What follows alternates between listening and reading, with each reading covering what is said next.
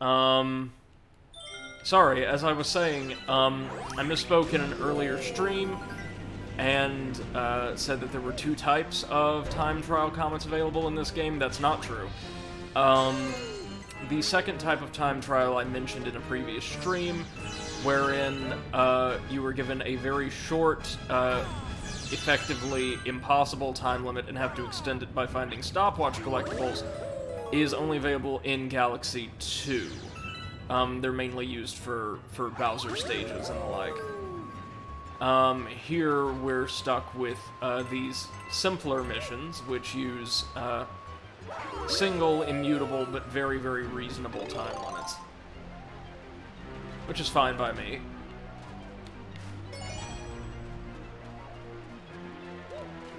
Oh yeah, doing quite well today, Bunny. Thank you. I hope the same applies to you. Okay. This should be a nice and easy little,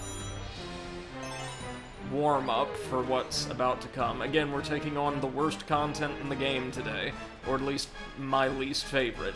The Trial Galaxies, which are just awful. Hopefully at least one of them will go by rather quickly, but two of them are going to give us some trouble, for a fact, I know. Okay, let's find our pole stars. There we go.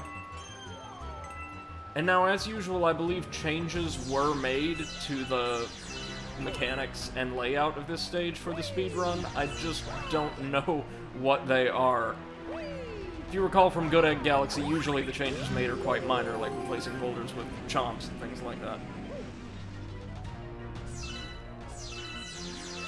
All we gotta do is get over there. We've got 2+ minutes. That should be nice and easy. The long jump and spin combo is absolutely ideal for maximizing your mobility in this game.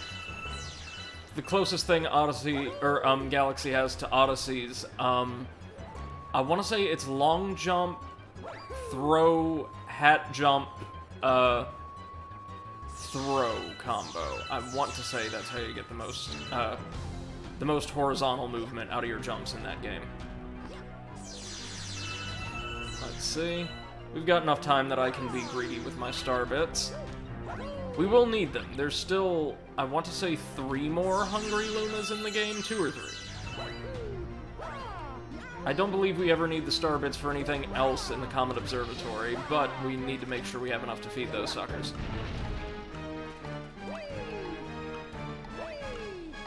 Alright, we got it.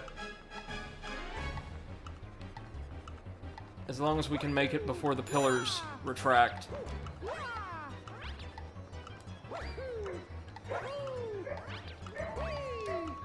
And there's the neighbor's dog, right on friggin' time.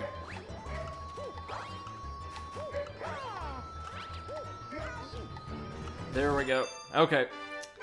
The time limit on the pillars is very generous. Bunny says I've been doing well. Attempted speedrunning a Mario Sunshine mission today, but that didn't go well since the game glitched out on me for absolutely no reason. It was the funniest thing. I decided I won't do a run today, maybe tomorrow. Yeah, it was, I saw, I think, the first mission of Serena Beach.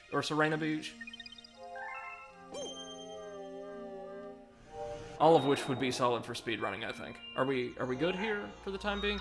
I am so sorry if you hear the neighbor's dog. It's been extremely agitating of late, and agitated. There's a reason, well, many reasons I prefer cats. Bunny says, I like time stages if I did it my first time around. If it's my first time, it's anxiety-inducing, but if it's the second, then I like to see if I can complete it quickly. Yeah, and this game's time trials tend to be very generous. Some of Galaxy 2's are a little tight, but no, those prankster comments aren't that bad. Now we'll see the launch star from hell will send us to this interesting little planetoid, which is home to 3 green Lumas, who will each be able to teleport us to a trial galaxy. Goodness gracious, that dog.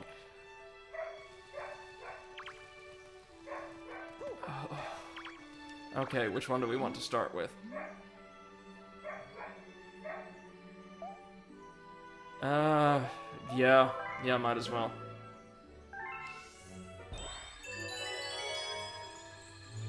So this is the Loop-de-Swoop Galaxy. It's a much, much harder version of the ray surfing stage from earlier in the game, and... oh, God, just this. Sorry, the combination of this and the dog are going to drive me insane. This is a much larger, more intricate course. It's much easier to fall off. I'm fairly certain there's a time limit, and it's pretty tight. This is, not gonna lie, this is pretty hard. It's nice that they give you some refreshers on the controls. Not gonna complain about that.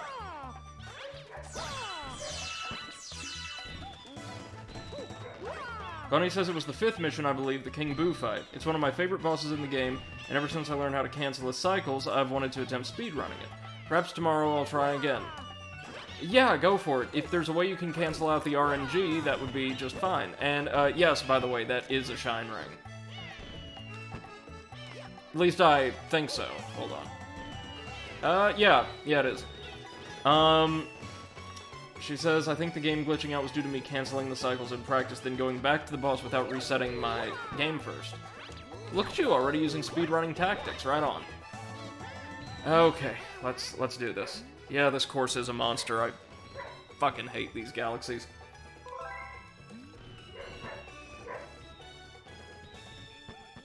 We have 3 minutes to complete the entire course. And I've got to do it with motion controls. See, the path here is very...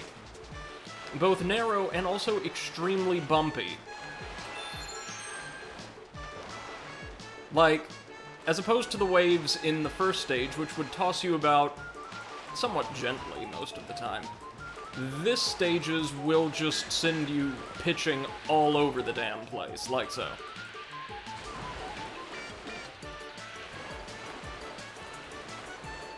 Okay. Okay. At least there are plenty of one-ups. Like, they anticipated this stage to be quite difficult for most players.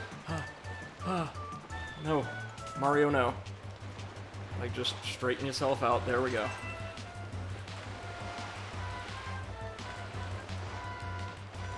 Look at those waves. Ay, ay, ay, ay, ay. Oh, look at this. What the... Alright, fine, let's go through a loop. We're just Sonic now, but somehow even worse. Oh god, this. Oh god, this. Okay, okay. Slow and steady survives the race. Let's do this. Oh, is this it? Are we about to do this? Jesus! First try. Alright, alright. Whew. Okay, so even with the Switch's somewhat coarser motion controls, we managed to get that one in one go. Okay. Okay. That's a good sign.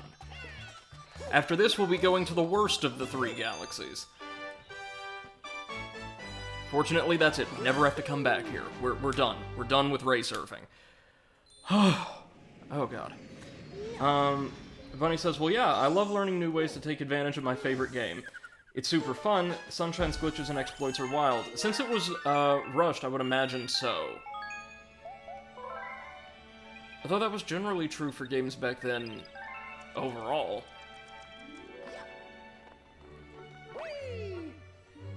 Oh, we've almost got the fully scored version of the Comet Observatory theme playing, which is gorgeous, but I kind of miss the simpler, very gentle iterations of the waltz as well.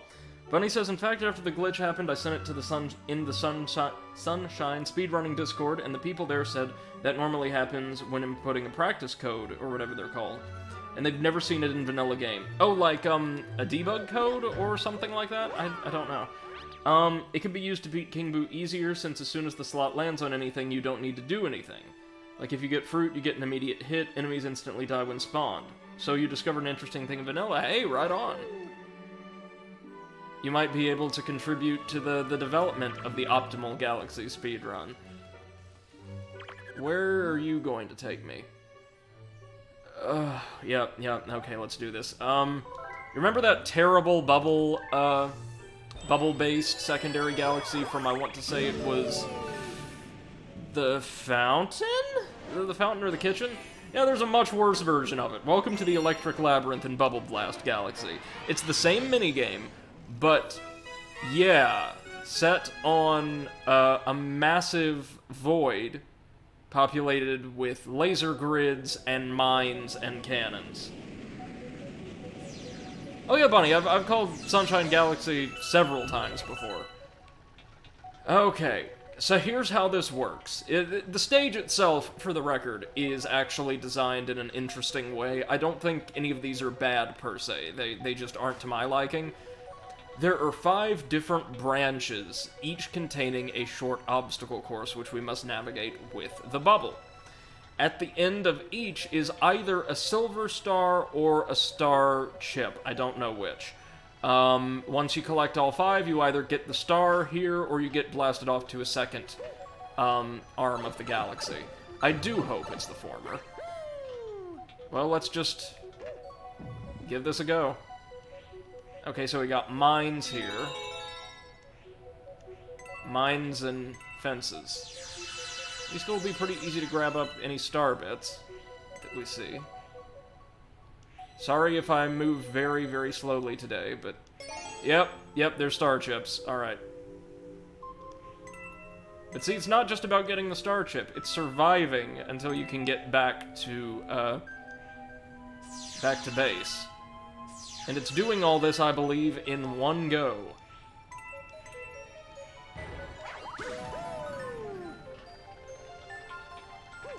Now let's go for this one.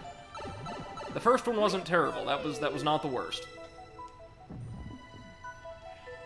Okay, so we've got amps here. Now when we get into moving obstacles, things get nasty. Oh god, look at that up above. Ugh. Okay, let's just grab our star chip.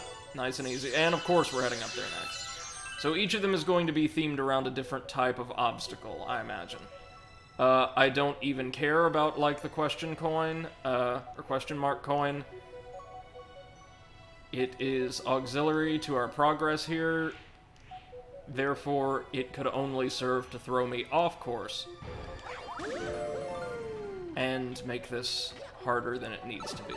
Here we've got plenty of rotating walls. Okay, don't want to make contact with those. We just have to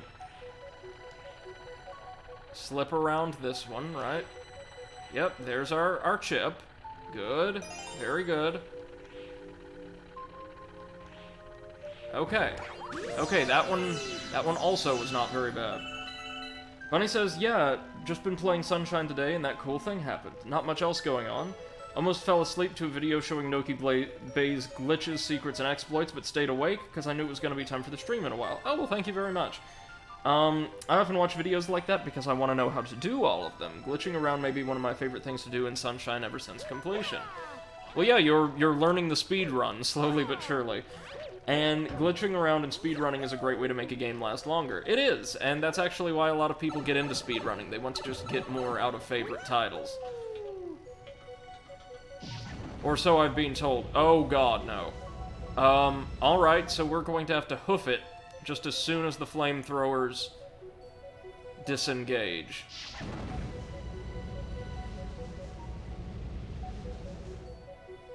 Let's go.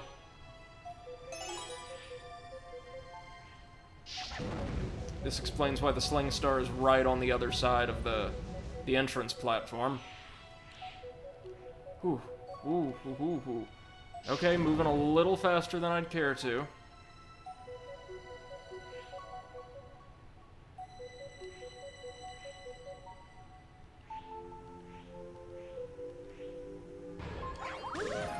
We're almost to the second half of the stage. Bunny says, what the fuck? Flamethrowers look like Flood? Is that just me? Am I just sleep deprived?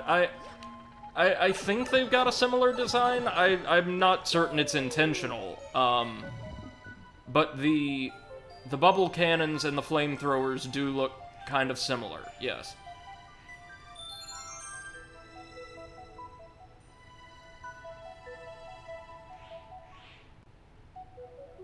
Okay.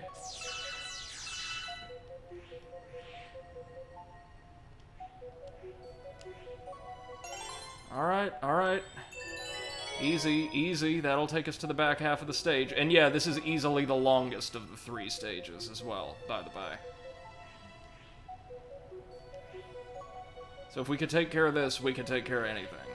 Alright, alright. Good. Good! Okay. On to phase 2, which is the actual minefield, I want to say.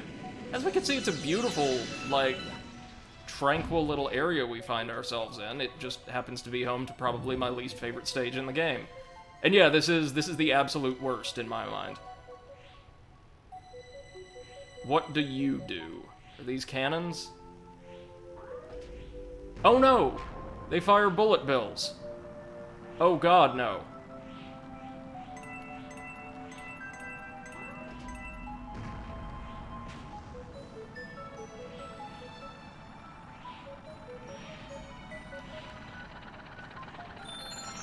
Ah, this one's just riding our ass.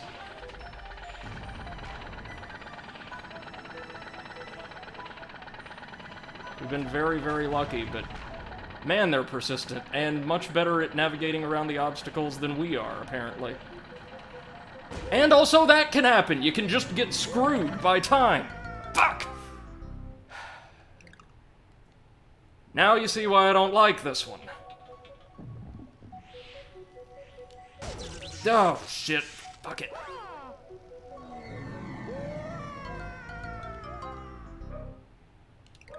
The bullet bills don't seem to connect with half the obstacles somehow by happenstance.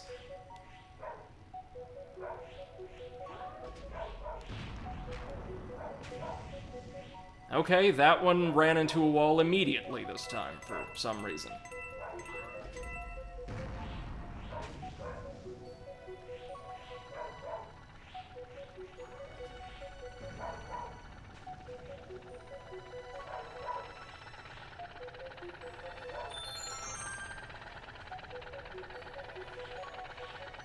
Okay.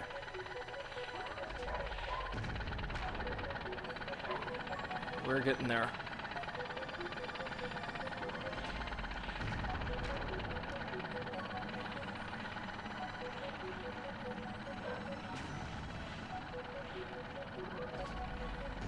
Now up through the mines, with a bullet bill still on our ass. The same one. 3 of them. 3, 4. Okay, yep, 5. Why not?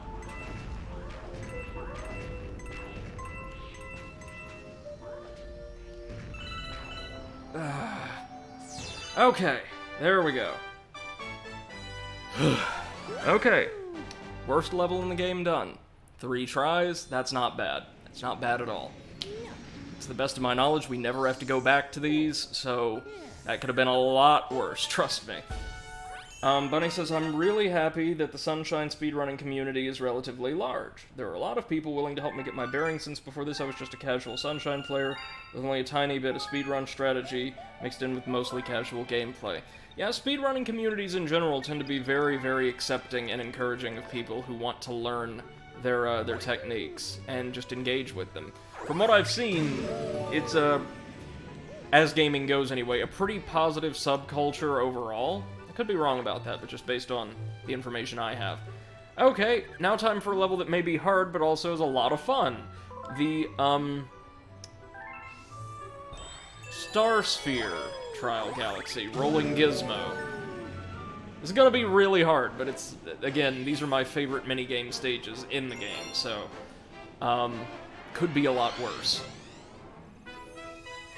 This, with these oh-so-precarious platforms, is Rolling Gizmo. I absolutely love it. It's designed after, like, I don't know, those little, engineering or tinkering toys or kits that you could get as a kid. Just, like, fun little, leisure gadgets, I suppose.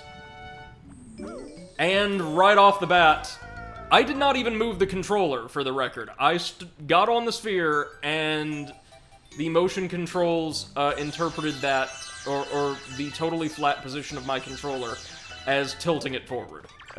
we're in for a time.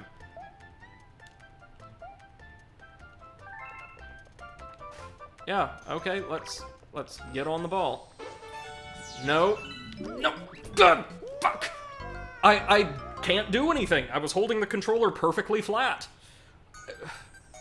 Okay. What the fuck?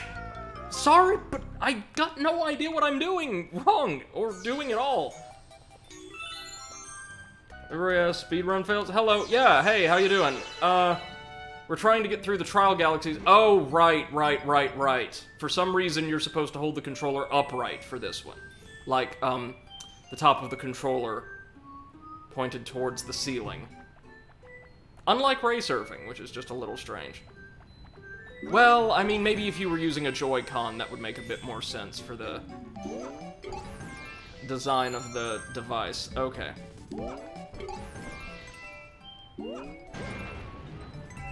Okay, we can destroy these. Just need a little bit of momentum, right? Or... hold on, we'll get it.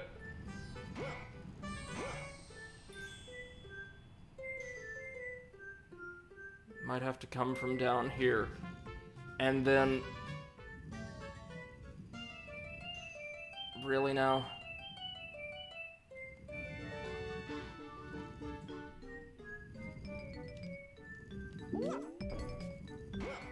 Huh. What the... okay, let's just try breaking this one then. We were able to get it to work with the other. There we go!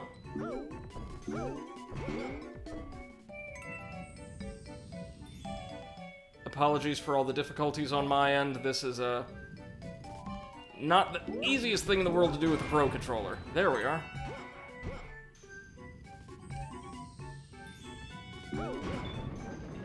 Hey. Okay, I think we have to, like, jump and check into these to destroy them.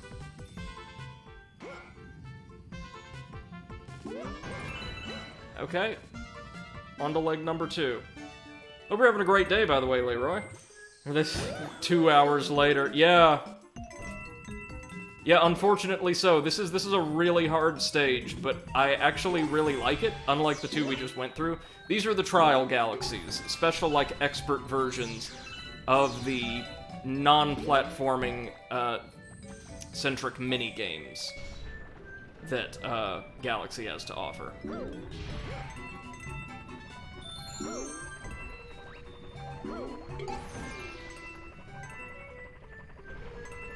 Okay. Oh! Shit! Oh yeah, Leroy says, yeah, I remember these. I played the original on the Wii. Good times. Yeah, the Trial Galaxies are... oh, good! Good, back here. Nightmarish. Though I'll be honest, the first 2 did not give us much trouble at all. 1 attempt for ray surfing, 3 for the Bubble Blast Galaxy, which I was just terrified over. It turns out my favorite minigame is probably going to be the one that's hardest for us. That's because the motion control for this seems a little looser than on the Wii.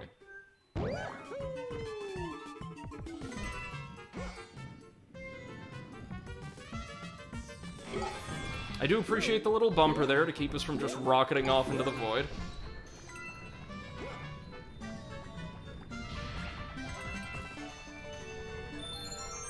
And, at least again, they are very generous with one-ups because they knew what they were doing to people.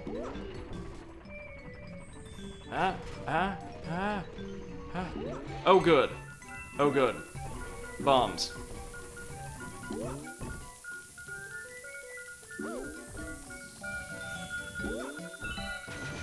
Okay, we've got an incline. That makes me frightened. No, okay. Okay. What? Alright, yeah, sure. Oh my god. Calm, Mario. Now it's just one of the obstacles from One of Sunshine's secret courses. You can do this.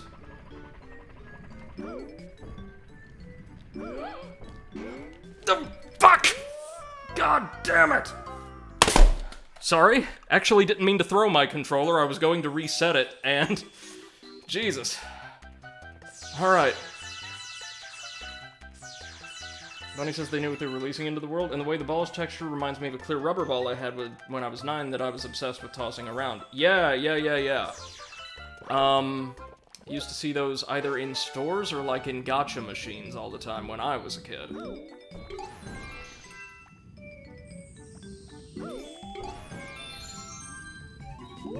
They were small and could like fit in the palm of your hand. A lot of them did have like little figures or the like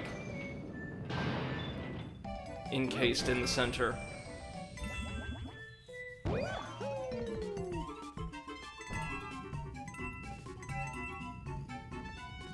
The issue we had with the dice on the bridge was that I did not realize we were supposed to jump on the second one. Had I needed only to avoid it, we actually would have been in the clear.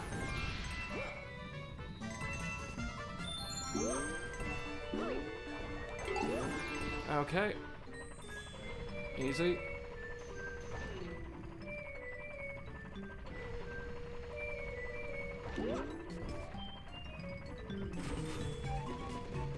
And past the bombs. Which will absolutely devastate you if they connect. They'll blow the star sphere clear off the platform 9 times out of 10. Okay. Oof. Now we just wait and watch this admittedly impressive little sequence. Might as well use the cursor to siphon up some star bits while we're here. Okay.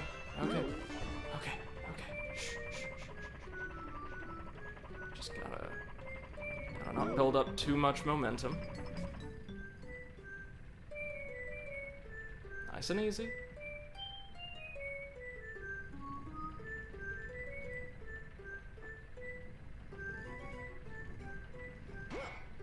Come on. There we go! Yeah, there we are. Leroy says, bombs. You want it? It's yours, my friend. Yeah, one of the only times bombs appear in an antagonistic capacity in this game, I think. And Bunny says, oh yeah, I've had my fair share of gacha machines. When I lived in Germany, there was this big indoor playground called Mega Play. Near the entrance, there were some gacha machines. I would often get the My Little Pony ones because I was a young girl. What would you expect? Probably got lots and lots of coins from kids if they were installed in, like, an indoor play area, I promise you. I'm pretty sure I got my ball from the same place when I decided to try a different machine. Oh, hold on. What does Male Toad have for us? Oh, that's right. Sporadically, after, like, the midpoint of the game, Princess Peach will send you, 5 1-ups. This'll really do wonders on top of our stock of 99. Good news, we never have to go to the Trial Galaxies again, as far as I'm aware. Meaning, we can get back to the really good content, beginning with Bowser's Dark Matter Reactor in the bedroom. As with the other Bowser stages in this game, I actually really like this one. I think it's phenomenally well designed. Oh, Bowser's Dark Matter Plant, that's right. Bunny says I have fun memories playing there, and I had a lot of one-day friends I would never see again after leaving. Oh, that was true of all of us when we were little children, I believe. Okay, Darkness on the Horizon. This episode, or this stage, does lots of really interesting things with the game's gravity mechanics in a 2D setting. I really, really enjoy this one. That dark purple swirling material is the eponymous dark matter. We cannot make contact with it or we will die instantly.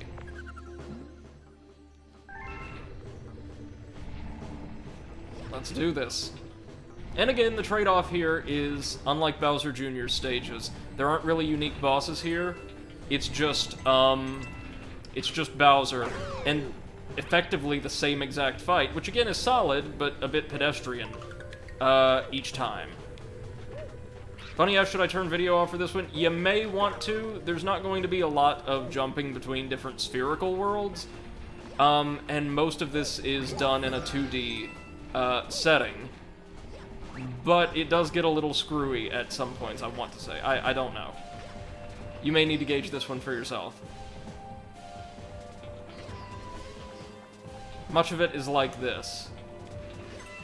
What we need to do is make contact with each of these platforms that's moving along a set track in order to set it moving, and then reposition ourselves to a different place along the platform by the time it crosses over into a different gravity field. I quite like that. Oh, shoot, we're just now getting star bits. That'll never do.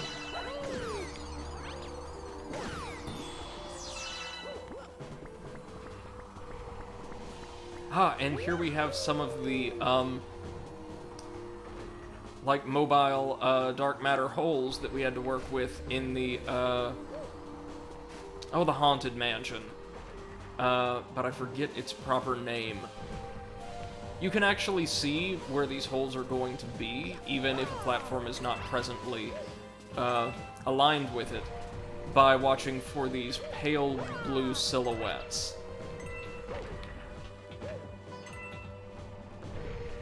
Funny says doesn't look too bad.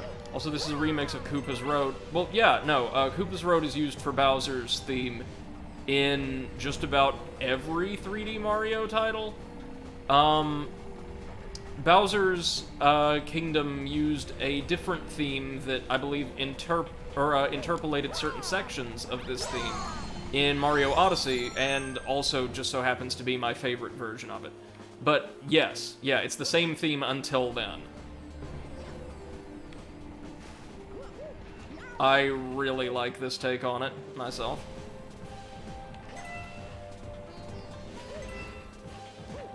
Oh, wait, no. We should be good here. And down. Good. And down. Then we'll have to make another change to a different face of the platform, as it's about to begin tossing us upwards. Not too bad. An interesting little gimmick, and one they do more with in Galaxy 2. And now once more. Just gotta make sure we keep our footing.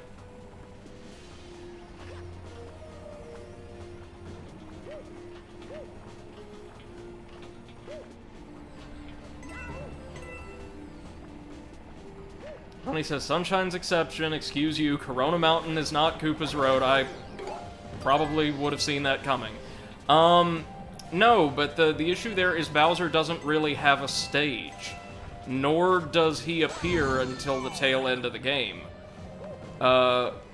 Which is one area in which Sunshine is completely unique. Bowser receives his own stage, or stages, plural, in every other 3D Mario title.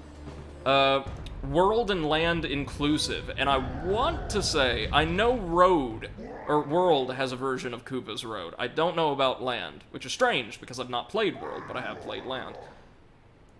Okay, round 2. There wasn't a cool set piece leading up to Bowser's throne this time, it's just straight into the fight. Oh, and here he begins by sending out multiple shockwaves in a sequence at the start of the fight.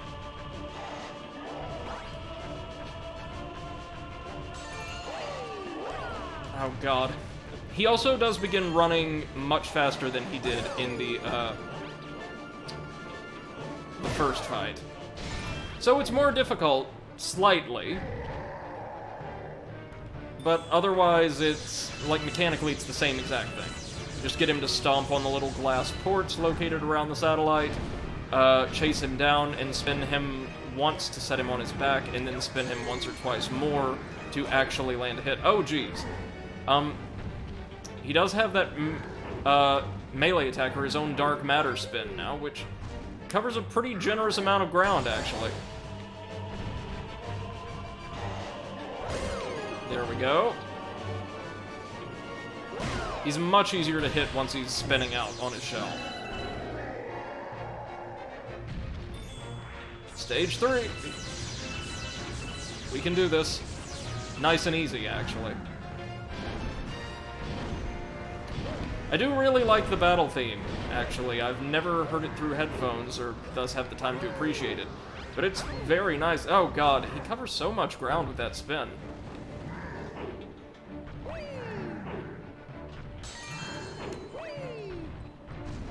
There we go. The Bowser battles in Galaxy 2, while very visually appealing, are unfortunately even simpler than this. And there we go. He's down. This will give us our 4th Grand Star? 5th, sorry. And allow us to access the engine room, the last of the game's mandatory domes. Bunny says they didn't really have time to make Corona Mountain a full-fledged Bowser stage. Oh yeah, I know there was originally going to be a Corona Mountain level select. But it was probably cut due to time constraints, and explains why Corona Mountain is so short and abrupt. But it had to be finished so quickly, and there was still more the devs wanted to do. Right. And Leroy says, I guess Mario's darkness was darker than Bowser's darkness. Oh man, do you remember Galaxy 2, the Cosmic Clones? There's a lot of darkness in and around Mario. Imagine what this dude's Heartless would look like. Shoot. And the core of the Comet Observatory is, excuse me, upgraded even further. Finally allowing us access to the uppermost rungs, or near the uppermost rungs of the observatory, and the engine room.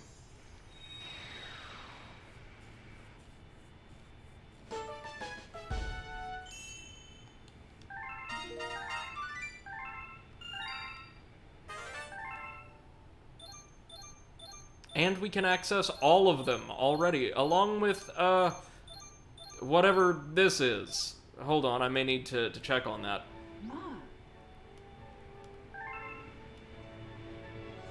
Wait a minute.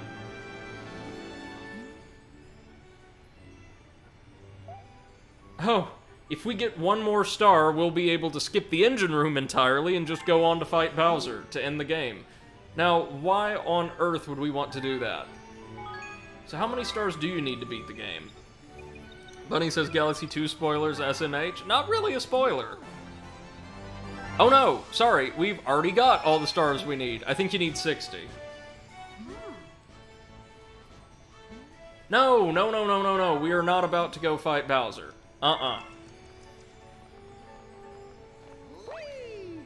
There's so much more we have to do. Namely, we need to access the upper levels of the Comet Observatory. Kinda strange we could go fight Bowser without even taking on the last, hold on. Looking for something. Okay, that. Yeah, we'll need to get over there in due time. Leroy says 67 stars you need to beat the game, apparently. Well, either that or there was one more. It will not go any lower than 1 until the conclusion of that cutscene, and it's like 60 or something. Half the game stars. Which, given Nintendo's fixation, justifiable fixation on accessibility, is a good thing, I think. Oh, the engine room. This is adorable. So, Bowser Jr. is running around with the last Grand Star, and Agirmo is here for some reason. Just letting us know that this is the hardest stuff that Galaxy has to throw our way. Bunny says, I love the Lumas, they're so cute, and you mean 67 shines. I do not. Let's start by cracking open our secondary galaxy. Oh! Oh, this. I love this stage. Okay, this is how you do Divergent gameplay well, friends. Bonefin Galaxy is not a traditional mission. It's just a boss fight against the Kingfin. It's an aquatic boss fight. It's actually done really well. So, the entire galaxy is dominated by this, this aquatic planet surrounded by this black tarry shell. You can see there's even the the backdrop, or the tortured souls floating into a supernova that we saw in the Manor Galaxy. Are any of the smooth toads here? No? Bunny says, oh, this galaxy looks round. And Bunny says, I wasn't here when you first fought him, so we'll get to see him today. I'll be incredibly happy. There's only the one fight with him directly in the game. And no, it's just one singular planet here. The goal is quite simple. Use Koopa shells, as we gather them, to destroy this thing. A massive undead shark creature. I adore this thing. It will actually show damage on its model. I believe it'll start deteriorating as we pick it apart. Yikes. It's also a tougher fight than you would think, because it's going to send out these little robotic minions, which will home in on us. They're functionally identical to Torpedo Ted's, but I appreciate the style being unique to this fight. Okay. Let's try to track Kingfin down. There he is. Red shell should home in. Very good. Oh, shit! That is what happens when depth perception fails you, friends. We can track it down by following the beams of light that, or tracking down the beams of light that are constantly emanated from its eye sockets. Oh, there's a life shroom. Handy, but I don't think we'll need it. See? Look, we've already cracked it. But it says, tortured what? This is a Mario game? Oh, yeah, no, there's tortured souls floating all throughout, the, background in several of the game's galaxies, mostly those with a supernatural theme. And, at least in the Japanese game files, there is a certain area referred to in Galaxy 2, referred to internally as Hell Valley, which I just adore. We're going to use the red shells because not only are they faster, they home in, making my job a lot easier. Is it done? Bunny says that's crazy terrifying. I love it. Yeah, no, Kingfin is really unique, doesn't appear anywhere else in the series, and has this one totally random mission and galaxy to its name, presented without context. I adore it. Galaxy or Mario needs more low-key, like, I guess formula divergent creepy things like this. And Bunny says, I love underwater bosses, probably why I really like Ely Mouth from Sunshine, even if the water controls are jank as fuck. Just a cool concept to me. Yeah, no. Ely Mouth worked perfectly fine, I think. Kingfin's fight, due to the fact that you're mainly using Koopa shells, controls really well, actually. Something I'm quite happy to see. And Leroy asks, how many of those tortured souls is Mario himself responsible for? The majority, I would imagine? Like, Mario is the ticket taker for the afterlife in his universe, because seeing as the villains are so ineffectual, I would imagine Mario's responsible for like 80% of deaths in this world. And we're about to be responsible for more as we dive into our next galaxy. Which is... Oh! Oh, it's another of my favorites. Lovely. I'm very fond of a lot of the late-game galaxies, if you couldn't tell. This is an interesting one. So it's a beautiful, lush, autumnal forest, which is perfect for me because I absolutely love the aesthetics and kind of the warm, cozy atmosphere of such environments in games. Mario Kart, I want to say from Wii on, had this really nice stage which took place in an arboreal canopy. One of my favorite stages in the series. The only downside to this is, barring the satellites, the main landmass is simply a mirrored version of the main landmass from the Honey Hive Kingdom. I don't know why they do that here. There aren't many other galaxies which serve as one-to-one mirrors or, like, companions to earlier galaxies. Perhaps they just either ran out of time here or wanted to try something a little new. It's still a beautiful stage, I think. And its missions are completely unique, so there's that. Bunny says, you got a shine, I'll call them shines all I want, feel free. It reminds me of Autumn Mountain from Paper Mario the Origami King. Yeah, no, kind of. World 2 in general, which I really liked, for the record. I think the soundtrack for Autumn Mountain may be my favorite piece in the game's score, easily.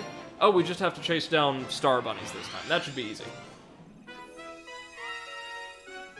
Specifically, we have to chase them down on one of those little wooden satellites.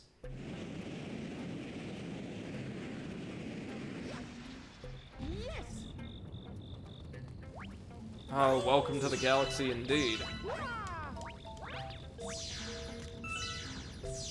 Notice that while Honeyhive had a giant M floating in the void shaped, or formed out of star bits, this one has a giant L.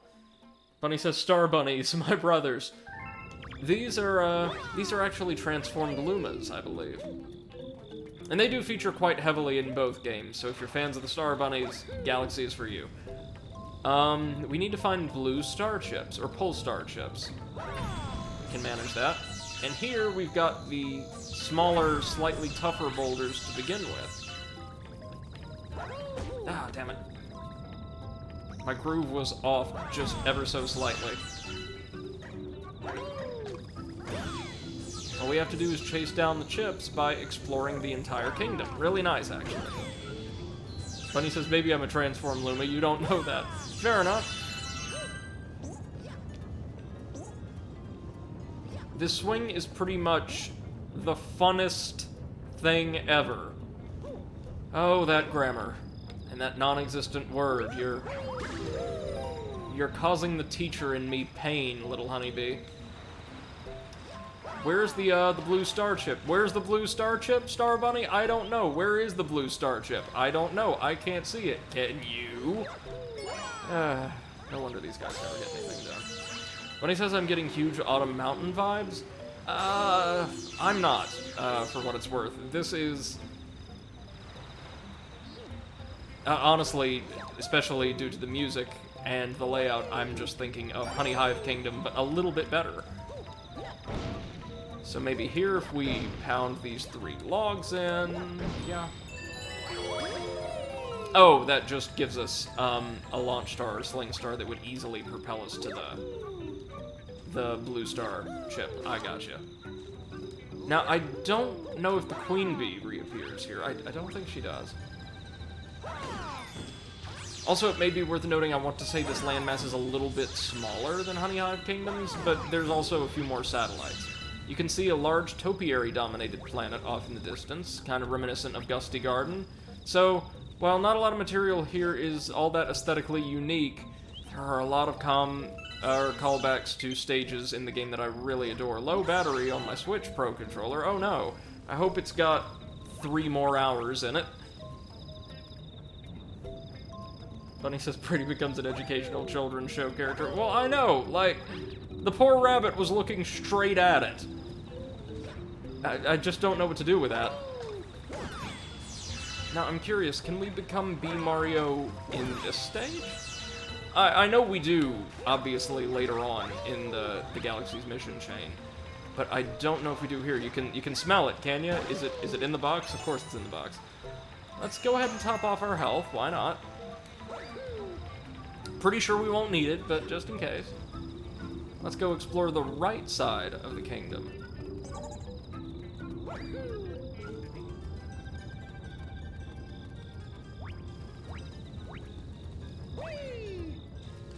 Wait, can regular Mario use these? Yes, he can.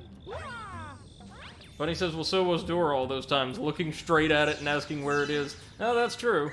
That's true. And real quick, let's just get one pane out of the way, and there we go. We are become Bee Mario. And we've got access to a butt-ton of star bits. That's what I like to see.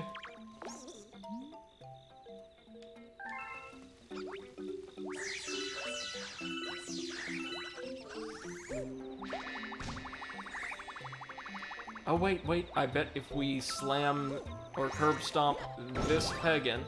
Oh, I could have sworn it would have, like, spawned a bunch of star bits on top of a flower, but no.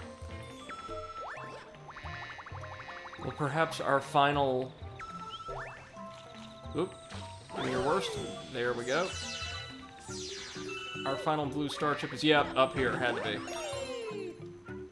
Bunny says, so where's the mountain? The huge mountain that I'm looking right at. Where's the colossal natural form that's so hard to miss?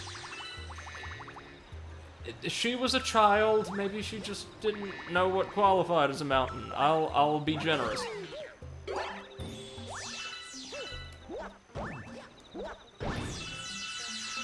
There we go. It's actually a pretty healthy star bit haul. Also enough to give us 3 1-ups if we needed them. Now we can access the launch star. Finally. Kind of nice running around in the Honey Hive Kingdom again. Especially with this new texture set. Looks absolutely gorgeous. Bunny says, yo, it's a Wiggler over there. I remember that guy from Sunshine. You killed it the same way as Sunshine. Hey, Maisie, welcome to the stream. I hope you're doing well, and thank you so much for the raid. Hope you guys are doing well. Oh, and now that we've been brought here, we're thrust straight into the Star Rabbit chase. Might actually be preferable to do away with our, what on earth is this? I was going to say it might be preferable to do away with our, there we go. Our power-up for the time being. What do these do? Bunny says, I mean, it's pretty hard to not classify a stereotypical mountain as a mountain. No, I get you. I'm just thinking what reason beyond needing children to engage with the program there could be for that. If we slam here, there we go. Okay, we just slam them into a surface and they explode into star bits. Gotcha. So, slamming that switch temporarily erects a series of platforms that we can use to kind of herd the Luma around. But if you recall, I'm not super good at this.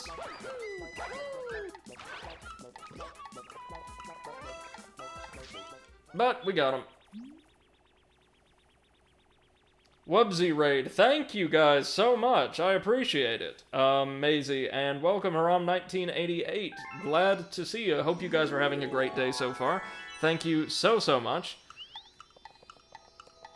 Alright, now that we caught the rabbit quite simply, really, we get our next star. Very nice. I think we may have to run into the harem. Sorry. I'm a teacher. We mispronounce everybody's names once as, like, a matter of practice. We'll need to chase down Star Rabbits one more time, I want to say. So we're almost through with them, actually. Oh, Leroy says, ha, it's the funny number of stars. That's right. No, it's the nice number of stars now. Cataquack to the skies. Okay, let's do it. Bunny says that's true. It's a children's trope to have children scream at their TV because the characters are all strikingly dumb. Yeah, and just to engage the children and get them thinking. Totally makes sense why they do it from a design perspective. And, like, it works. It really drives engagement.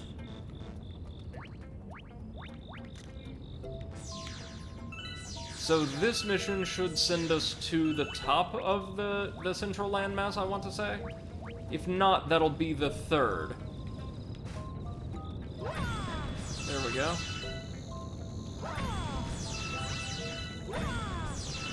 These jelly-filled boulders, yeah, they stop dropping star bits after the third. Harum says, oh, not the teachers I had in high school. One teacher had my brother in his class and still pronounced my name wrong all the time. I have seen that happen as well. I've had instructors who, or worked with instructors, both, who just couldn't get certain people's names right, including my own. And in fact, people get my name wrong all the time. Let's go ahead and smash these to get some star bits. I don't think there's anything significant behind them, though. You'll notice that the bees have constructed cataquack pins that we're going to need to use to, okay, the cataquacks apparently come from that planet. That's their homeworld. This weird little wooden sphere just slowly orbiting the Gold Leaf Galaxy. I'll believe it. We just need to use them to toss us up in the air to reach a few, sling and launch stars. This stage, to the best of my knowledge, is not super complex.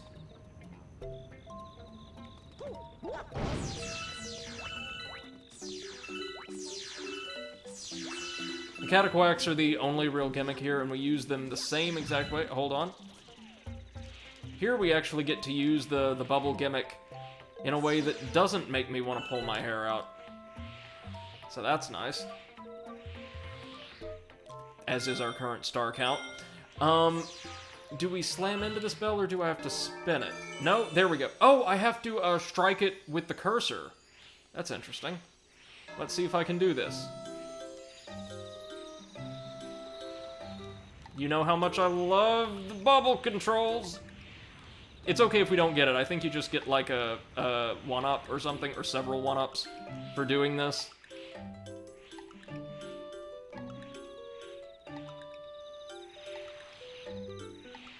This is a cute set piece, though, so I'm not angry in the least.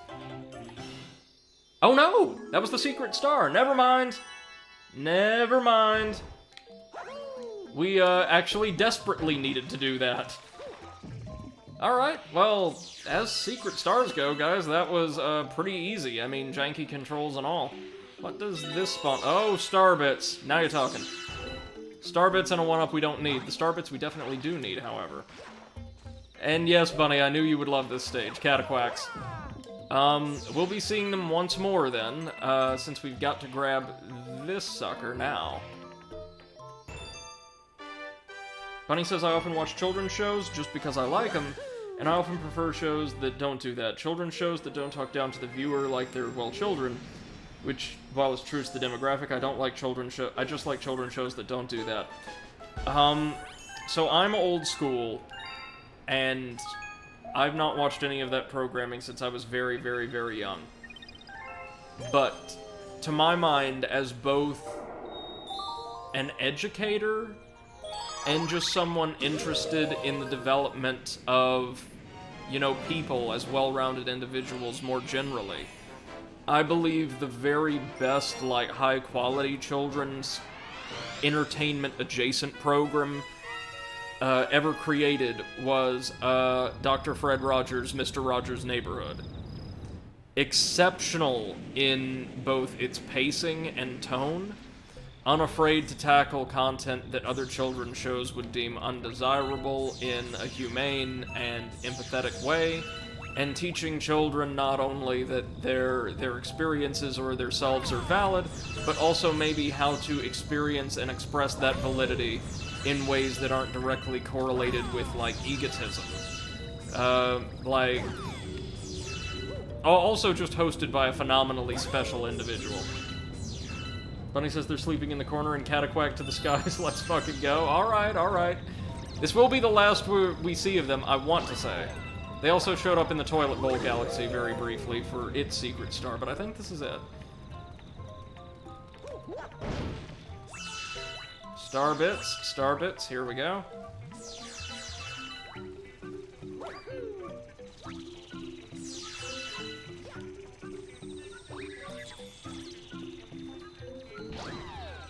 There we are. Whoop. I don't know if I need to be B Mario. I'm certain that would help. Yeah, probably might as well. This will allow us to definitely get the most out of our hover. Bunny says I'm popping off so hard, you told me it was only going to be that one time, but now they're back and that caught me completely off guard. Well, yeah, it's because I totally forgot this mission existed.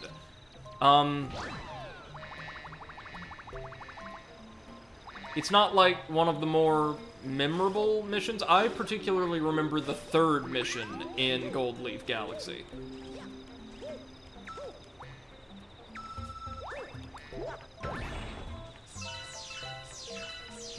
Mainly, I remember this stage as being like a copy-paste of an earlier stage, which is an enjoyable but kind of wasted or somewhat disappointing realization of a beautiful visual design and concept.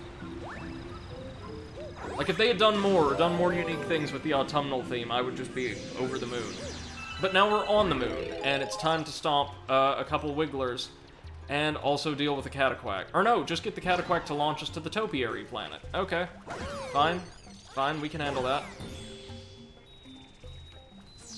Bunny says Cataquacks are annoying in Sunshine, but they're adorable. These guys, fortunately, like in their subsequent appearances, they're usually not annoying at all, but rather helpful. We need to herd it across the, or lure it, I suppose, across the entire planet. Let's see where we need to be. Here. Here. Okay. So we just need to lead it around this face of the cube. Bunny says, Wiggler and Cataquacks, that is a Gelato Beach reference because they're both in Gelato Beach. I'm in heaven. So the Cataquacks definitely are, but I don't think the Wigglers are. They also appeared in, Honey Hive Kingdom really frequently. Hey! Welcome to the stream. You're gonna die in 7 days. Thank you so much for the raid, Seth. Wow. Yeah, no biggie. That's impressive. Thank you. Welcome to the stream, you guys. So happy to have you all, and I hope you're having a fantastic evening so far. How was your stream, Seth? Overwatch today, right? It's pretty good. We had some nice games, like even though we didn't win much, but we did have nice games, so yeah. Oh, that's alright. I assume once you get to a certain level of play, like, wins are much harder to come by than they would be in, like, casual play? Yeah, Even if you're super experienced? Yeah. I think the hardest thing is to, you know, find a group where there's not gonna be that one, toxic person that's just going to blame everyone and their grandma. And is that super common, actually? Well, I don't know. Sometimes I have days where I don't have anyone that's, like, toxic, but today I had quite a couple of them. Oh, man. I said I was sorry. Hey, Potato! Welcome to the chat. Hey, buddy. Good to see you. So I noticed you posted yesterday in the chat, Seth, an incredible expose by Jason Schreier on the Cyberpunk situation. Oh yeah, And then one person that I'm also following on Twitter replied. It's one of the devs from Cyberpunk, from CD Projekt Red, and he said that out of 20 people that the guy interviewed, 19 of them are anonymous, and one person that is not anonymous is someone who stopped working for CD Projekt Red a long time ago. Okay. Okay, I also saw the studio, or like the owner of CDPR, the CEO, put out this extremely pissy statement in response. Oh, yeah, that's a really meh. It's like, dude, your devs are not under investigation by the Polish government and also being sued 4 times simultaneously. Bunny says, let me dream. If I want to believe Galaxy's Mario Sunshine 2 with inferior shines, then I will. Feel free. Inferior shines? Don't you mean stars? Yeah. I mean, come on, let's get our terminology game right here. There we are. I'm actually quite excited for, the next installment of the Overanalyst podcast, which, by the way, y'all can catch right here.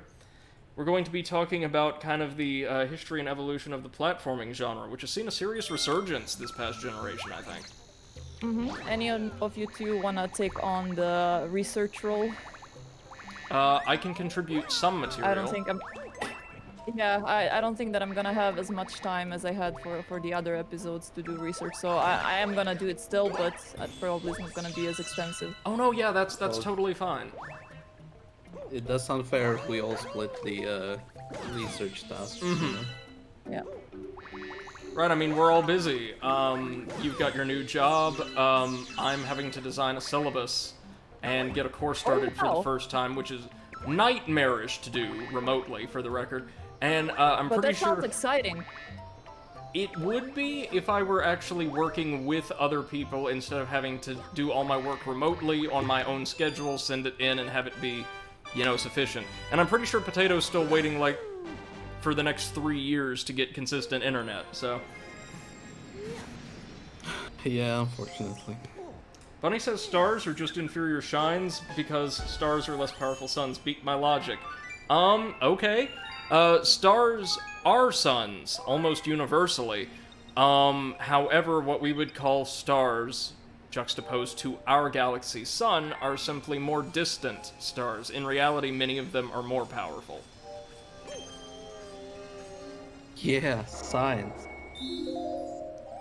Science God. from a humanities scholar. Absolutely what you should trust.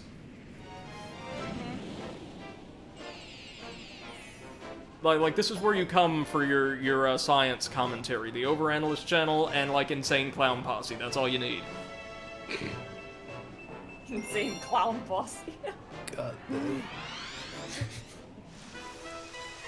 Did those poor men ever find out how magnets work? Don't think so.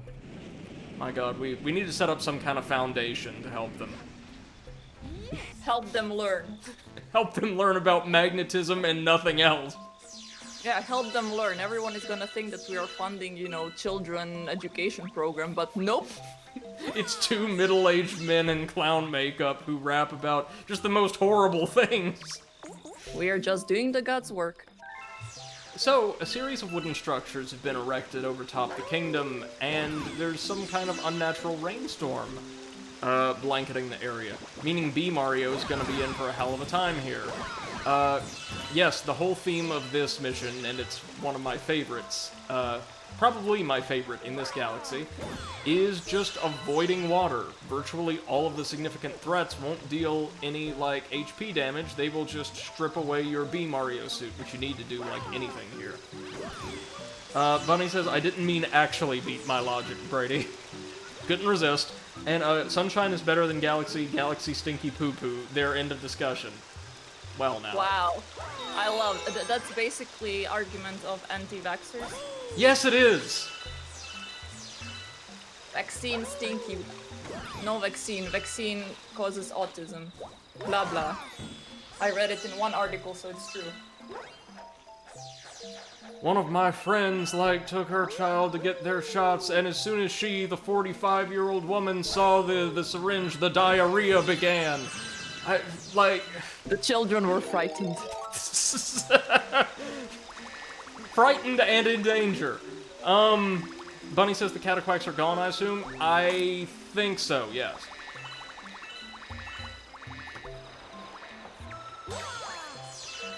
I have to say, Mario absolutely rocks the little bee suit. It's Beerio. Oh my god, have you seen... Well, I don't know if that's like a thing somewhere other than Bavaria, but there's quite a lot of stickers around the city with Mario in a, traditional lederhosen, and his name is Bavario. Oh my god, that's amazing. And I absolutely love him, and he's like... There's a shit ton of stickers like on poles on the streets, on the light poles. So he's like an Bavario. Unofficial mascot at this point. Yeah, he's Bavario. That is amazing. No, I want to say, during one of our earlier streams, MC just gave me the prompt, to think about Beerio. And I thought, oh, that's Mario when, he reaches middle age and, just buys a copious amount of Bud Light. He gains the unique ability to drive really expensive, luxurious sports cars that he can't responsibly afford, and, call the mother of his children crying in the middle of the night. Middle-ageo.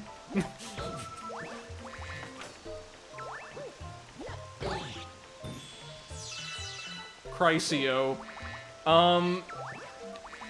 We've just got some mandibugs to deal with here. This is very easy, to be honest, but it's a nice change of pace. Bunny says, I only use that argument as an ironic thing because my humor is dumb and using terminology that is just haha funny to me. Oh, nothing wrong with that. Nothing wrong at all. So, how's the game progressing now? Really well. How far in are you? Actually, you missed the bit I imagine you would have enjoyed the most, the trial galaxies, which were the bits I was dreading as of a couple days ago. Yeah.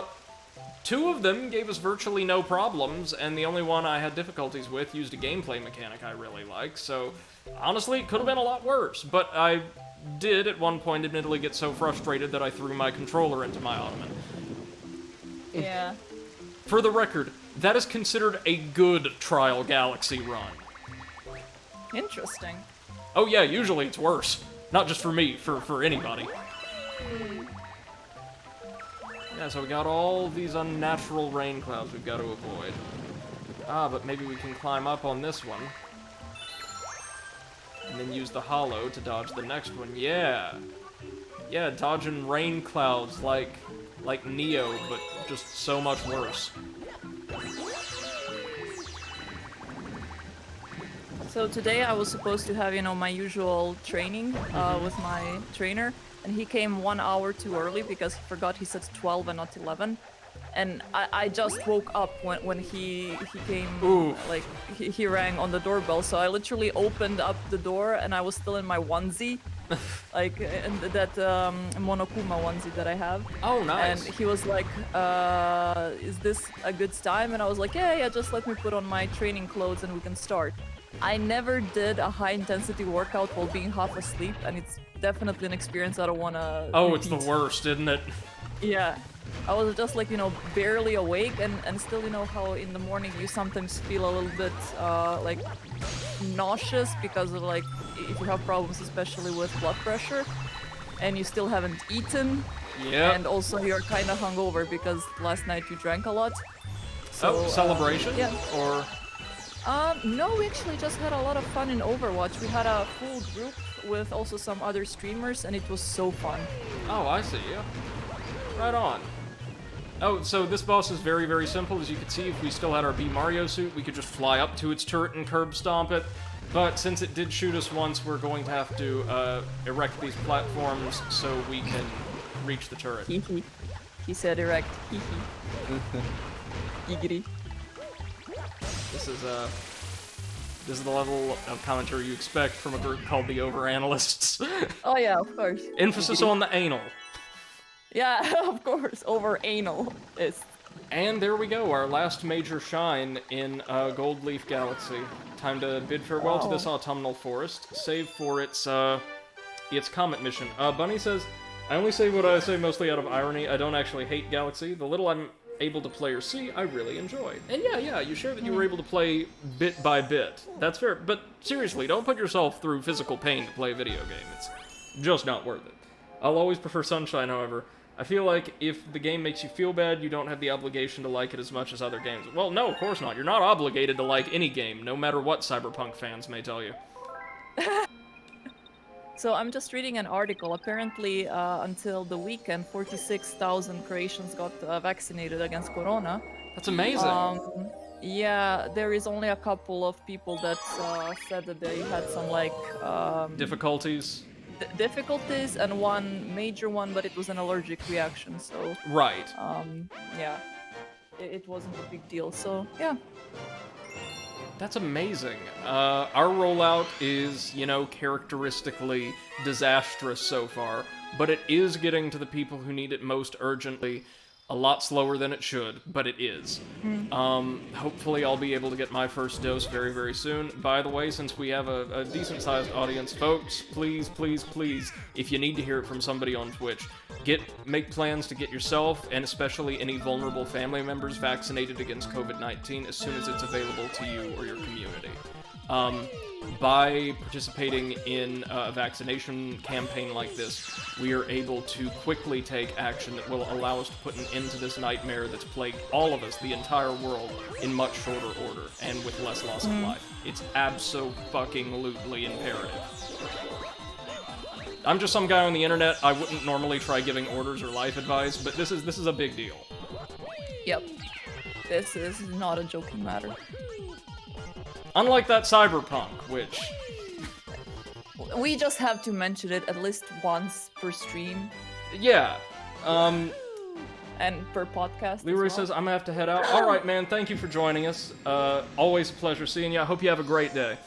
And Bunny we can says, compare... Yeah. Shadow Mario, or so I want to call it time. Yeah, Cosmic Mario. I think we see him one more time? What were you going to say, Seth? That we can compare in our podcast Cyberpunk with Bubsy 3D. Yes. Or the fact that Bubsy 3D might actually be less agonizing to sit through. Yeah, at least you give up faster. You give up faster and the game is shorter. Yep. What I was not in the least surprised to see, what I was expecting from Mr. Schreier's expose, and it was in there, of course, was scores of devs said, in effect, look, we knew we were shipping garbage. The studio leads knew they were shipping garbage. They told us to send it out anyway. Yeah. Oh, Sea Slide Galaxy. It's our last, bright and cheery tropical galaxy. This time, it's not a toilet, but I guess like a toilet seat, if you want to keep the theming consistent. I taught Poppy how to love head smoochies. Oh, so now every wonderful. couple of minutes she sits in my lap and expects to get a head smoochie. She is She so gets a head precious. smoochie, then she goes, yeah, and then she goes play.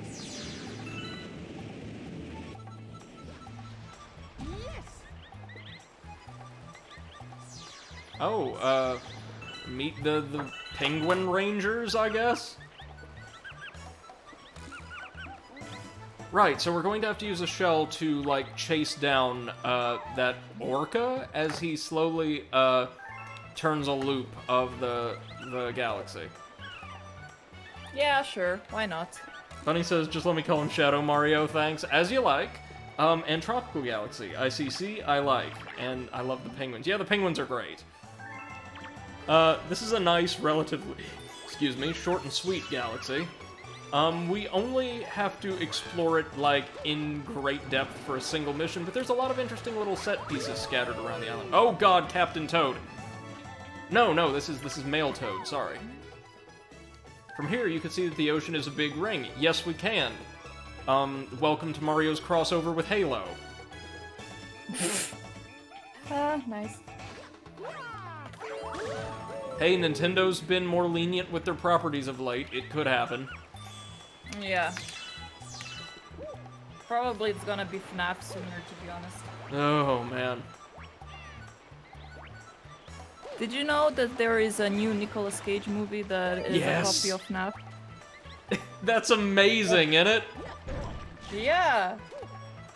It's also very weird, but mostly amazing. But, like, we knew, right, going in, I think there's an official one in development, that, like, a Five Nights at Freddy's movie is not going to be good. Yeah. But it could be either enjoyably bad or agonizingly bad, depending on its execution. Nicolas Cage's involvement ensures that it will be enjoyably bad. Yeah. What on I earth? posted a link. I posted a link to it on the trailer on Seth's Discord. Yeah, I He think does not talk. he doesn't. Yeah. As far as I understood from the trailer, at least in the trailer, he does not say a word. And there's like someone mentioning he's a man of few words. That is just a waste of your But- Nick Cage. Like the plot of the movie is basically he is a janitor hired to clean up like a restaurant Right? in an amusement park or something. And there's a bunch of murderous animatronic. Wow, they didn't And even there's try. people trying to there's people trying to like convince him to just run away because he was just hired there to be a sacrifice for the animatronics. And he's just ignoring them while they're trying to like convince him to leave and just cleaning stuff up. And then there's a bunch of scenes of him just completely obliterating the animatronics. And I think at one point somebody says he's not trapped in there with them, they're trapped in there with him. I like to imagine this isn't like just a FNAF ripoff, but just a completely legitimate, undoctored, just Nick Cage biography film. Like, this is just what he does. Like the best thing is I think you can watch it online sometime in February. Oh god, yes. Please. Right, so we've got to use a shell to swim through these rings if we could get to one. I think. Or... yeah, here we go. Here we go. This is actually very similar to the mission in Mario 64, which required you to swim through rings as a manta ray spawned them. Only with a thick orca instead. I have a very love-hate relationship with Nicolas Cage movies. Like, I hate him, but Right. his movies are always so ridiculous to watch. Oh, they're fun. They are a lot of fun. Because the issue isn't that he can't act, it's that he can act too well, and so just overdoes everything.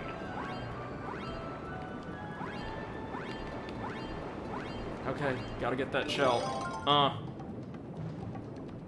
And so he's just going to take us on a circuit of the entire planet, which is nice, making use of the distinct shape of this world.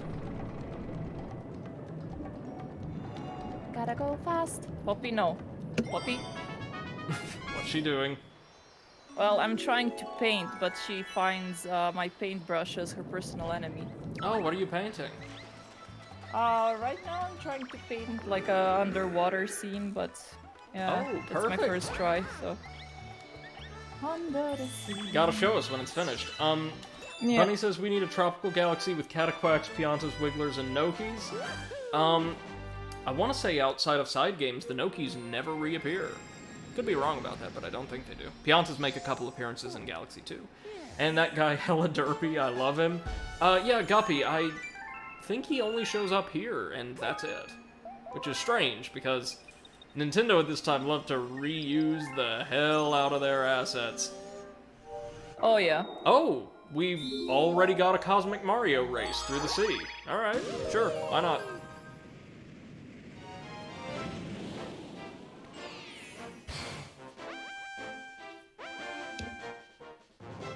So I've been checking online, and I've seen that the price for even scalped PS5s has come down a little bit. They're now How like much is it Yeah. now? $800 to $1,000 instead of like $1,500, so it's... Still too much. Oh yeah, no, entirely too much. But at least the scalpers are losing a little bit of steam, it would seem. Yeah, I was gonna say that I don't want to fund their illegal practices. So Nor do fuck those I. guys. I was looking to see if there was any place selling them legitimately, and it turns out, of course, there aren't. Yeah. There was like a news yesterday that Nintendo Switch sold more copies again than PlayStation and PlayStation 5 and Xbox together.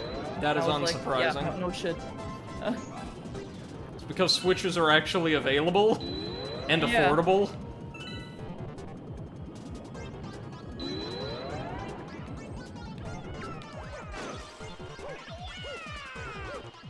Alright, now he is going to be right on us. Can we make it in time? I believe we can. Hey! As I said, there are much harder versions of these races we can unlock, but not for some time. And you don't really get anything for completing them. Well, skateboards? No, no, no, no, no, no. If only. Was skateboarding included in that, like, weird Mario Sports pack that released a few years ago? I never bought any Mario sports games. I was always completely like, no, that's not Mario for me. I'm not a huge sports fan, but they're surprisingly robust, most of them. Bunny says, not gonna lie, I always preferred Nintendo over any other brand of console, though that's probably obvious coming from me. Lots of people do. Lots of people do. Nintendo has just built up a remarkable amount of brand loyalty and also consumer confidence. Mm-hmm. That's unmatched by the other consoles, and also they tend to offer a lot of games and services that just aren't available on either of the competing platforms, major platforms. Yeah. So it's like, That's okay, anything you could get on an Xbox, by and large, you could get on a PlayStation. Or on PC. Yes, but Nintendo's kind of the only game in town when it comes to a lot of products. Yeah, that's the reason why I went for Switch as my main console and PC as my main gaming device, so That's pretty smart. yeah. Oh, the Toads are building a cannon. What could possibly go wrong?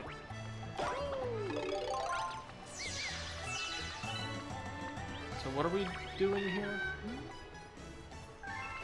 Oh, we're racing the Penguin Rangers, right.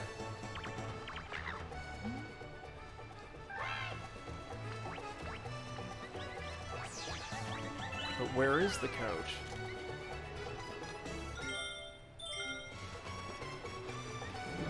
Bunny says, speaking of Mario Sports, I played Mario Power Tennis for the first time this weekend. Right on. It's super fun. I love nice. it. Favorite court is Delfino Plaza Court, of course, and I love that the menu selection things are shines. Yeah, you can also unlock a Rico Harbor stage. I'm fairly certain by completing certain requirements, though I can't remember for the life of me which.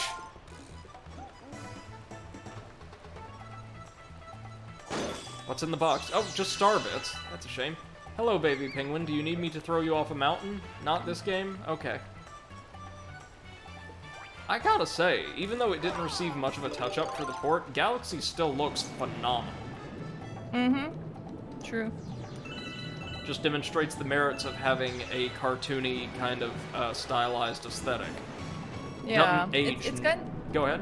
It's kind of like Borderlands as well. I mean, they have also that cartoony aesthetic a little bit. So even after these many years, it still looks pretty damn good. Wind Waker as well. Yeah, Wind Waker too. So cel-shaded graphics is the long-lasting one. I believe the removal of the cel-shaded art style is one of the things that got people really upset over the 13 remake. Oh. You know, the comic book style action shooter from way back in the day? Yes, I remember it. It was actually a really good game, at least the original release was. I don't know about this. I never Where is played the it coach? myself. Where is the coach? Bunny says, Rico Harbor is just available straight out. Okay, and I think PD Piranha's unlockable as a playable character. No idea how to get him, but I will. Yes, that is true. That is true. PD Piranha's available as an unlockable. I believe King Boo is as well, and he was always one of my favorites. Oh, I don't know if you've seen in my Discord, but I've bought myself special edition of Bayonetta for the Really? Switch. Yep. Right on. So does that include both titles? I think so. Very, very good. And also some, you know, goodies, collectibles. And you've not played either game before, right? Nope. So that's gonna be something for the stream. Oh, I'm super excited. Would I be able to get in on commentary for those? You don't even have to ask. Whenever you see me streaming, you're welcome to drop in. You have all the rights. I have not beaten Bayonetta 1, nor have I played any of Bayonetta 2 because they are hard, and I am an obsessive perfectionist, and when a game grades me, I have to get the best grade, just like in real life, god damn it. But, I do adore them. They're fantastically presented games. I actually remembered Bayonetta because I linked today that video on, like, commentary on Anita Sarkeesian. So... yeah, she was, you know, talking about Bayonetta, how she's overly sexualized, but in my opinion, that was the point of Bayonetta. Like, the point of her character, her personality was that she is an overly sexualized person as well. Yes, so... and the way I've heard a lot of people describe it is something that honestly should be offensive if it were not exaggerated to the degree that it is. Yeah, yeah, exactly. Like, as a result, you have this ridiculous caricature who's exaggerated to the point where they're not really sexy or sensual at all. Yeah, they're which just ridiculous. Was the intent, because Dante, according to the developer, or the lead developer, was intended to be this ridiculous stereotype of what was interpreted to be cool, as of, is this stylish. The coach? Yeah. Oh, that's the coach. I just had to talk to this one. Never mind.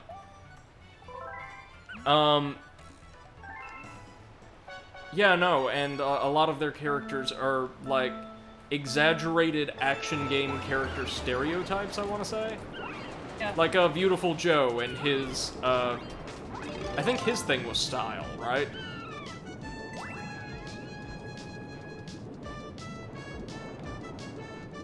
So with a red shell, we can quite easily outspeed the penguins. That's the power of cheating, baby!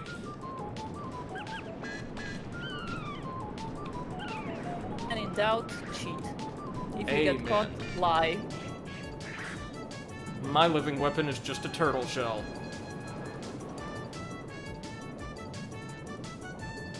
Oh, online, at least over the past few days, I have been seeing quite a lot of Daikatana 2077 material. Unfortunately. Of course.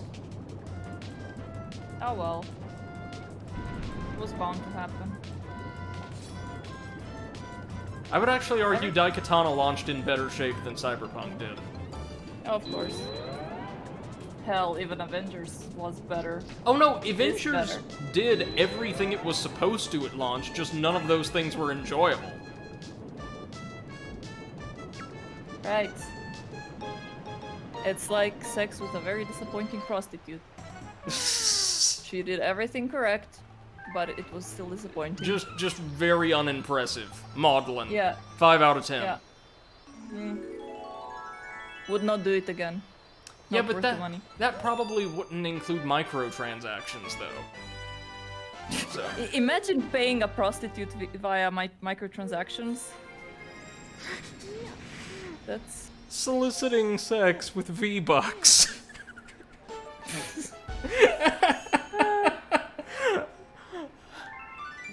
God. Why are we talking about this again? Sorry, we just took an analogy and ran with it. Yeah. Bunny says, surprisingly, Dirty there bad hadn't been any nausea yet. Most of what we're doing today is flat enough or short enough. Yeah, that's gonna be true for a lot of the late-game galaxies. They're a little bit more centered around individual planets or challenges. But we did summon up a hungry Luma. Wait a minute. Tank. Stand here to go down. Okay. Oh, it just blows us back down to the library. Bunny says, I hate this so much. At least we didn't say that they were going to be paid in stars. Shines.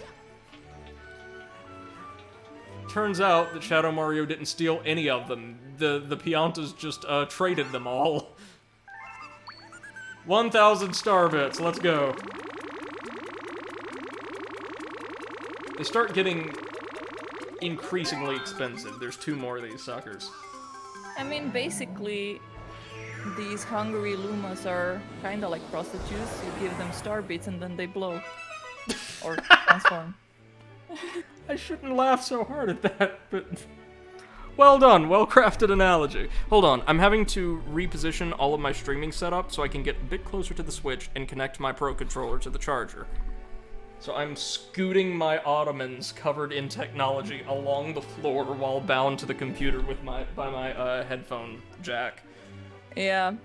That kinda reminds me every time I have to plug in my headphones because they're wireless. And then I stream while being connected, and then I have to go to the toilet, and then I just forget that I'm connected, and I just get yoinked back.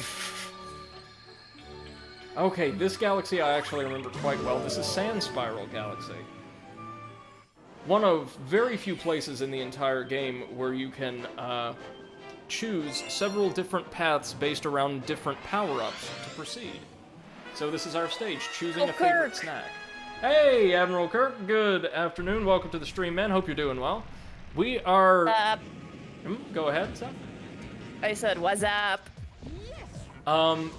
We are nearing the end of the game's mandatory content, meaning we're about to get onto the really fun stuff, and the trial galaxies are far behind us. So I am a happy man.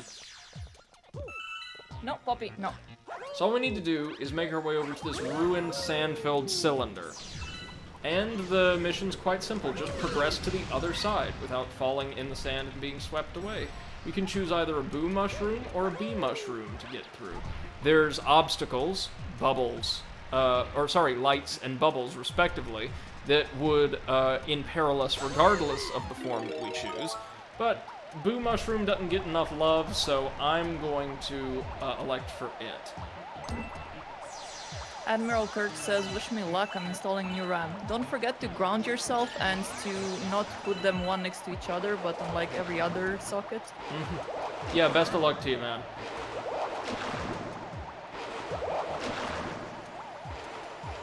I know nothing about tech, so just let us know how it goes. Oh, this is a really cool set piece. Dig this. We have to traverse across these rotating rings of debris to reach this little, moon, which has our star atop it. Look at this. Is this not a gorgeous sight? Oh, and we get to do so under the influence of the cocaine star. Oh my god, I just realized something. So Bunny ma'am. said I'm getting so internally tilted thinking about shines and stars, and I don't know why. I'm just thinking about the word star. And now I realized if you feed a prostitute too many star bits, does she become a porn star? Or does she become a porn galaxy? These are the deep Amazing. questions. We need to ask Viper what he thinks.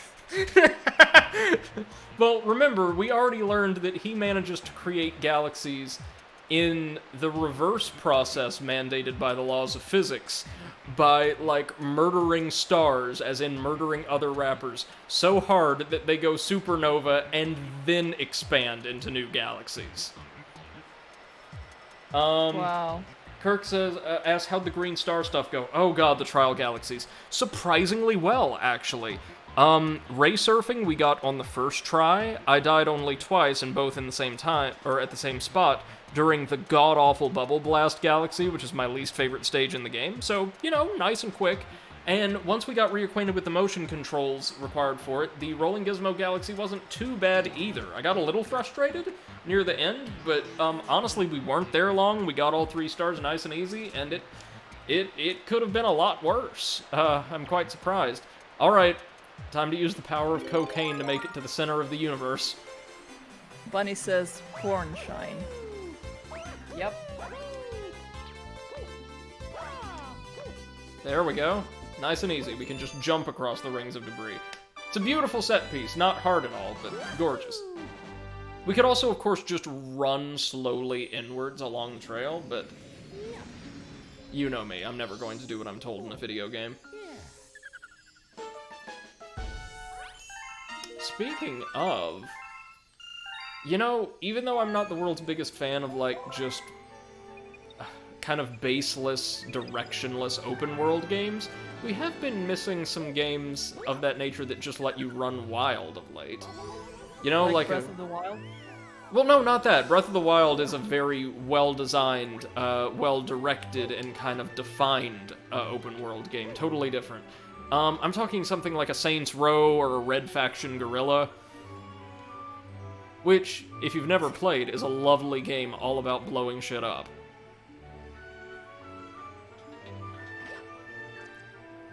Quite engaging and intricate destruction physics as well. Maybe I ought to play Red Faction on stream one day. What is your next next game you're gonna play? An independent game released on consoles and PC called No Straight Roads. I think I've told you about it. The synthesis of, like, an action-adventure brawler and rhythm game. Right, yeah. Looks like it's going to be very interesting, with each of the game's major bosses representing a totally different genre and culture of music. Something I can't wait to dig into with you guys. Bunny says, games where you can do what you want. I love those. I love them in moderation, far from my favorite type of title, but we are kind of missing them of late. Yeah, a little bit, I agree. Though, in the PS3 and Xbox 360 era, I would argue we swung too far in the opposite direction and had way too many of them. Yeah. It is kind of... I don't enjoy them too much, though. Yeah, no, that's what I was saying. Like, we just need 1 or 2 really good ones right now. And we'll be set. We'll be Gucci. Yeah. Now we actually get to explore this world a bit by collecting the silver stars. And, of course, obtaining the optional star, if we are so inclined. We'll come back for that. Bunny asked, do you have suggestions of any currently available ones that I may enjoy? Given your taste in aesthetics, I'm not certain that I do. Most of the ones that come to mind off the top of my head, I don't know about you, Seth, are kind of, either dark and gritty or extremely vulgar. Yeah, I think mostly extremely vulgar. Those are the ones that I can remember as well. Breath of the Wild might be reasonably close. But again, play Link's Awakening. Yes, you've got it. Just trust us. You will love it. We promise you. Now wait a minute. How many star bits does our thick bro over here need? Once again? All of them. Of course.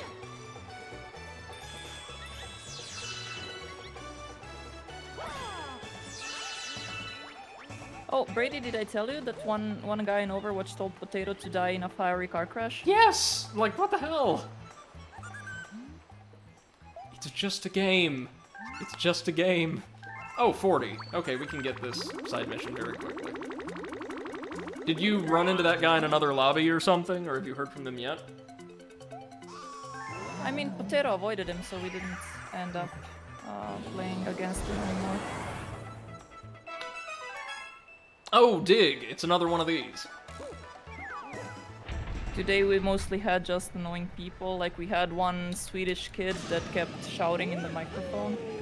Oh, joy. My favorite. Screaming children. So I wish there was like an option, like please match me up only with 18 plus people. Yeah, but then that would also require people to be honest about their actual age when they create a profile. Yeah, of course. So, you may remember this satellite from a secondary galaxy, and I want to say the Fountain Dome. It's the same exact thing.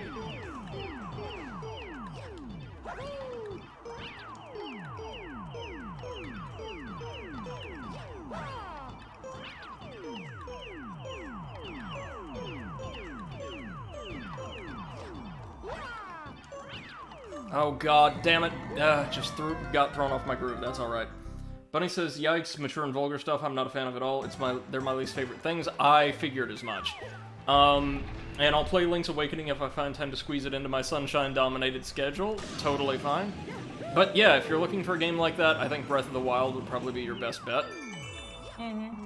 It's also one of the best games of the past console generation, or this console generation, in my mind. I definitely agree, and also like it's completely different than any other Zelda game. So if you're not into the style that Legend of Zelda usually is in, you can still play this one without issues. I will be totally fine if Breath of the Wild sets like a brand new precedent for the way Zelda games are designed. I think I would miss the old ones like Minish Cap and yeah, that's standard style basically. I think where they do need to improve for the sequel is in dungeon design. Like, by all means, keep the shrines, I love the shrines, but please give us some more traditional dungeoneering content. That one was on me, that one was on me.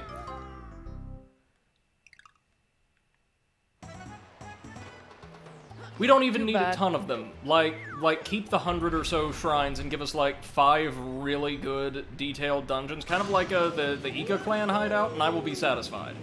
Yeah, exactly. I mean, my issue was that the four Divine Guardians, Beasts. Yeah, the Divine Beasts, the dungeons, like, if you can call that a dungeon, they were so annoying. Also They extremely were boring. really unpleasant. Yeah. What was the nightmarish one for me? It was either the camel or the bird. I hated the one that had rotating things. I think that was the camel. Yeah, I believe so.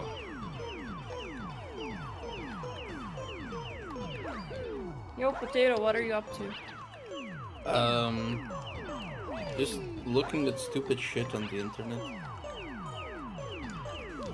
Well, Did you know there's a conspiracy theory that Joe Biden is actually John F. Kennedy Jr. in a mask? Are you kidding? This is what? serious? What? Yeah. What?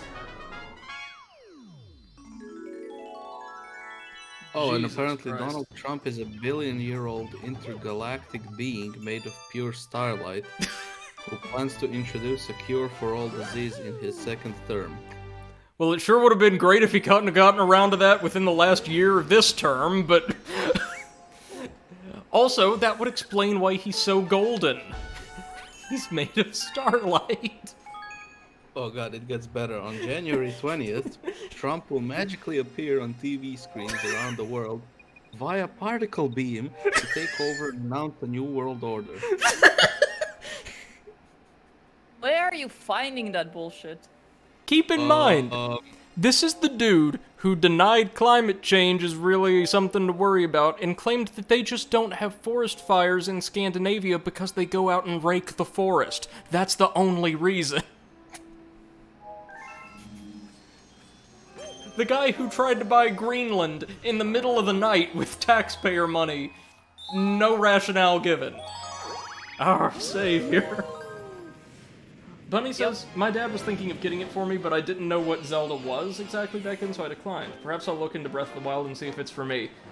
If Breath of the Wild isn't for you, probably no open world, not even open world, like modern action RPG probably would be. It's seriously one of the best experiences I've played in years. And she also says, my dad seems to be a Zelda fan. He just never tells me about it at all. He just says I'll like it. There's so many, like, significant differences between the way individual entries play. It would take a lot to explain.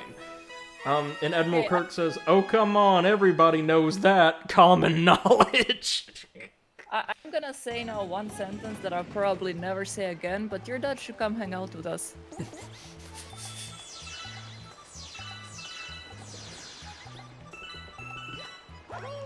Like, Nintendo fans are always welcome here. Oh, yeah. Nintendo fans, game fans in general, Viper fans.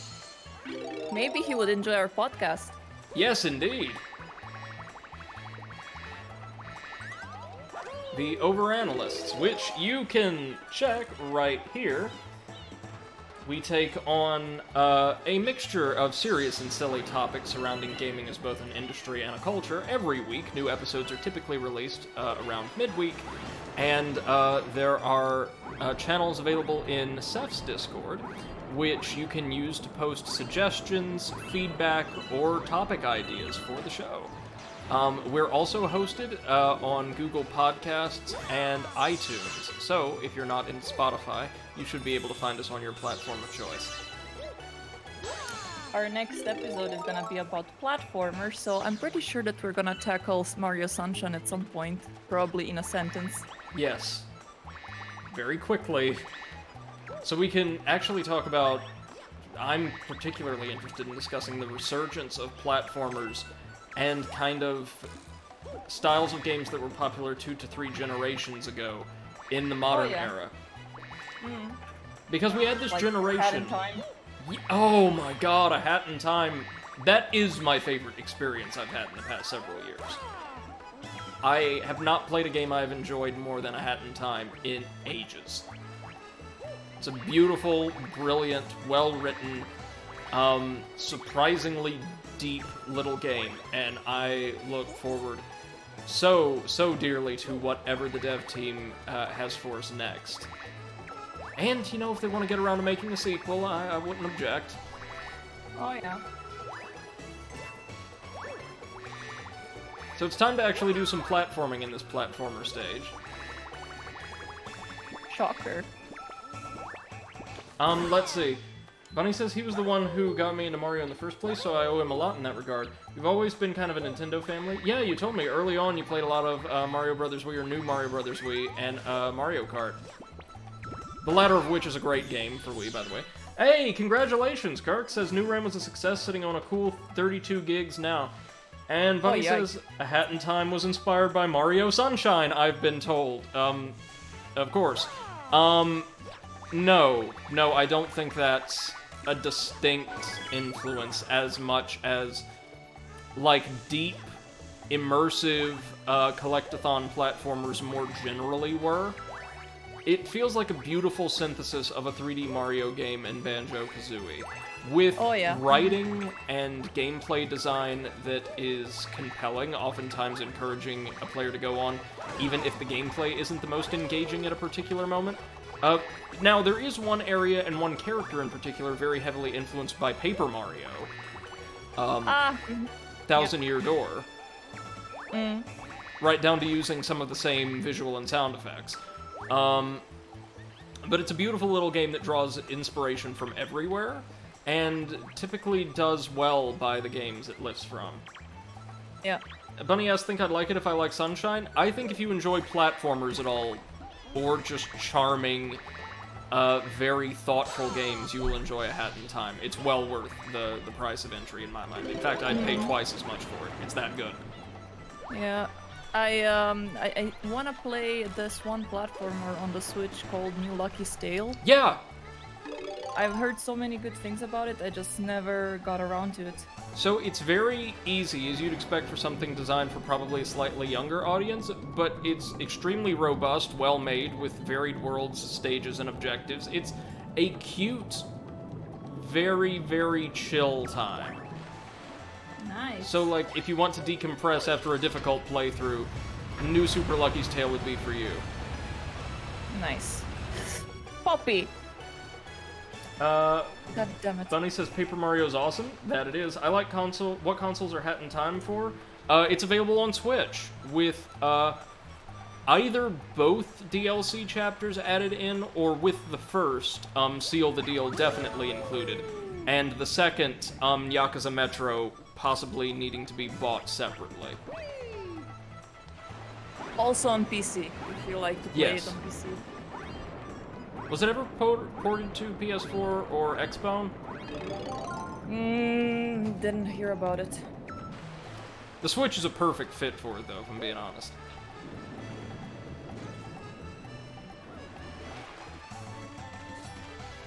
So now that the main planet has peed us onto this little egg, we can grab a silver star from this world.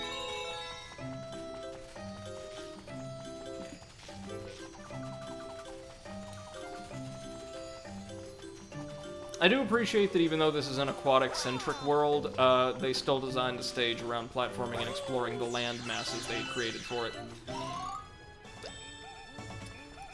Oh, cool. 1-up. We definitely needed that.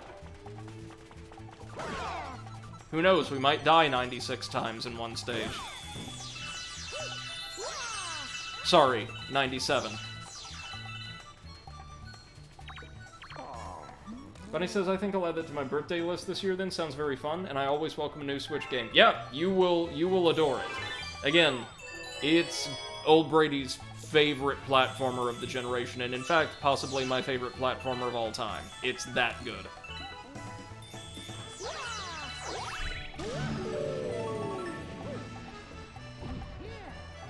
Now, we're still missing 2 silver stars. Where on earth could they be? Perhaps one of them is underwater.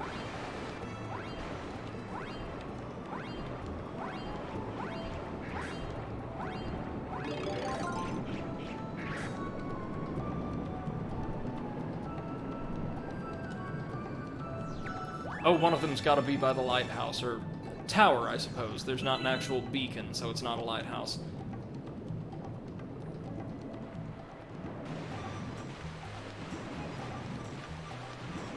Come on, Mario. That's it. There we go. Let's not forget that there's one over on the Star Shroom as well. Ah, it'll be near the top of the tower, right? Probably. That's where I would be.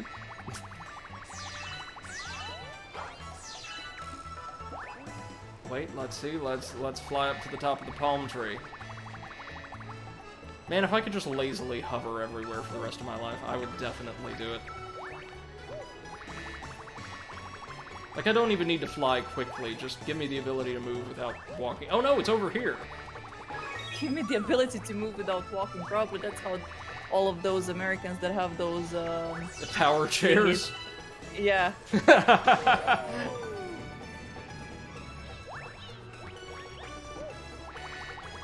You see, it's very simple. You just have to eat about 30 burgers a day, every day. And then you'll be considered officially too fat to move. We will slowly but surely become Wall-E.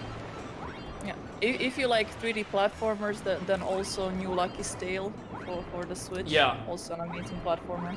Yeah, no, it's very good. It's not quite on a Hat in Times level, but nothing is. If you need something to just kill a couple afternoons with, New Super Lucky's Tale is very good. Very simple, but very good. Bunny says we might die 96 times in one stage. Sounds like a Sunshine Secret level to me. Yeah. And 3D platformers, when done well, are probably my favorite type of game besides RPG. Oh, what RPGs do you like? This is something where the overanalyst can definitely weigh in. If you say Mario Sunshine, I'm gonna scream. Yeah, same here. Like, Please say Mario Sunshine.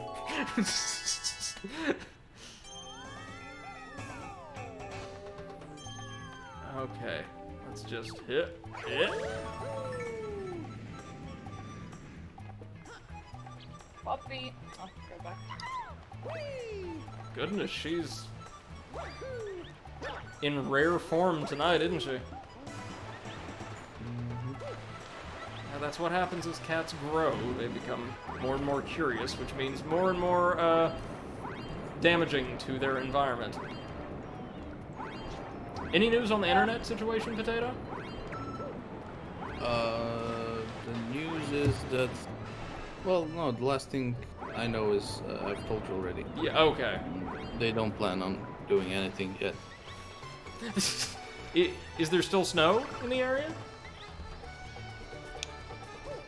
If you can call it snow, I mean, it's barely any.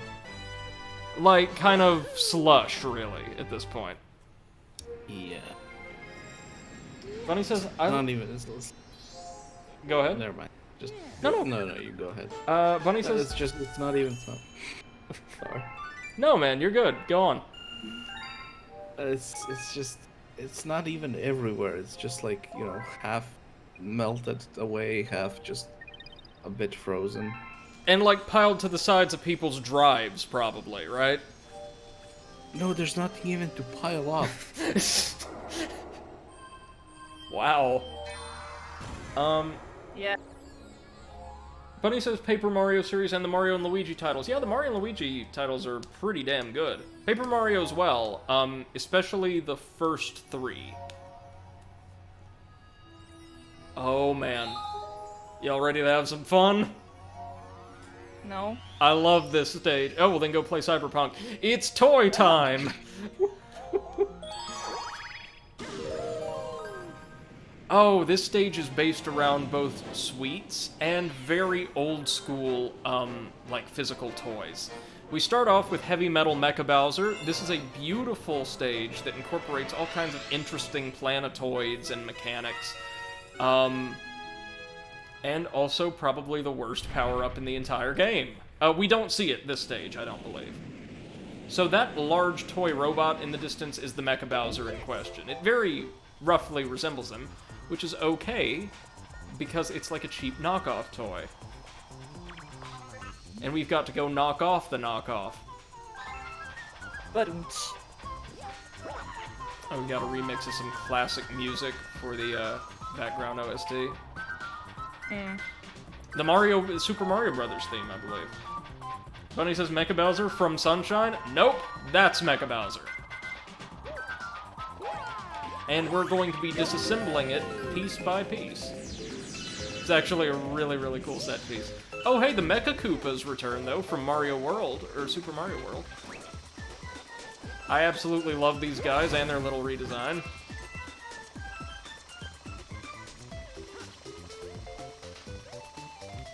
Oh, and the music is so nice.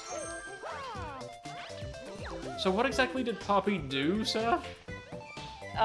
She kinda got into, like, a place in between the wall and the wardrobe, and then she got stuck there. So was she just screaming for help? Yeah, she was just like,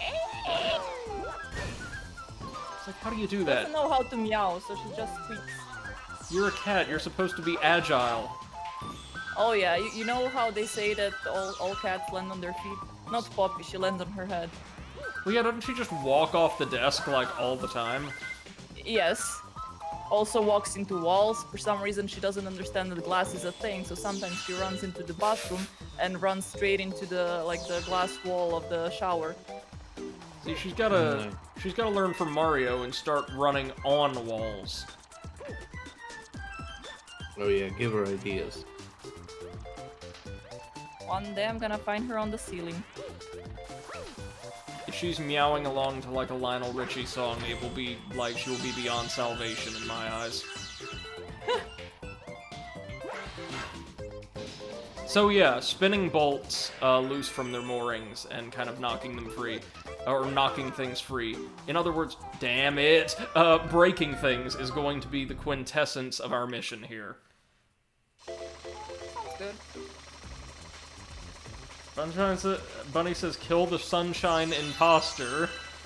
God, where's the goddamn roller coaster? This is Mario Galaxy. That sunshine mission plays the most like Galaxy with the ups and downs and all around. What? Okay. Now we just need to go through that little segment again, which is totally fine. I don't mind. Toy Time is great. It's a little tricky, but it's a beautiful, unique stage that we shan't see the likes of again until...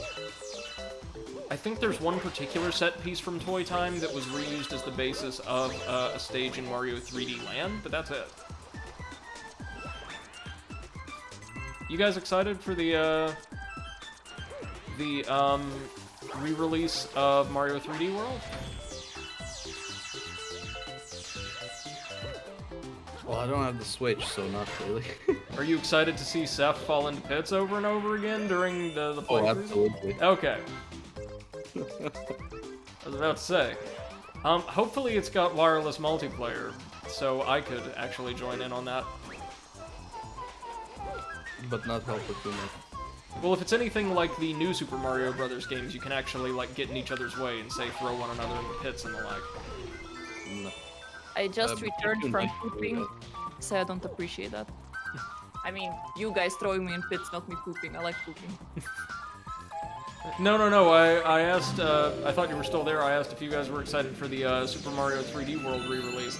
And Potato said, I don't have a Switch, so not really. So I said, are you excited to see Seth fall into pits over and over again? What he said, probably yes, and I'm gonna push her. No. I explained, we could, if it has, like, wireless co-op, we could play together. Oh god, this thing. And he said, don't help her too much. And I said, don't worry, if it's anything like New Super Mario Brothers, you can, like, grab other players and throw them into pits and all that. The opportunity exists for mischief. Look, if that's an option, I might actually have to buy a Switch. Just saying. Right on, Just for join that us. one. Just sabotage. One of us. One of us. I'll get it. I don't know if you guys have seen like the statistics of our podcast, but yeah, the Women in Gaming episode is catching up to Cyberjunk. I know, I saw, that's so amazing. Oh, right. Currently 34 place of Cyberjunk and 17 of Women in Gaming. This is Spring Mario, and I hate it. So in order to top it, what's next? Women in Cyberpunk? There's women in Cyberpunk? I thought they were just like women with dicks. I thought there were 2 brands of Penii, and that was it. Penii. Oh god. So, Spring Mario controls very loosely. You're constantly bounding around like a slinky, and all you can really do is curb stomp, but lightly, so curb bonk, I guess, and hold down the jump button to bounce a bit higher. Let's see, Bunny says this is, you don't remember the Mecha Bowser mission? I do. I'm just saying it's not very Galaxy-esque. And many people compare that mission to Galaxy? Really? Huh.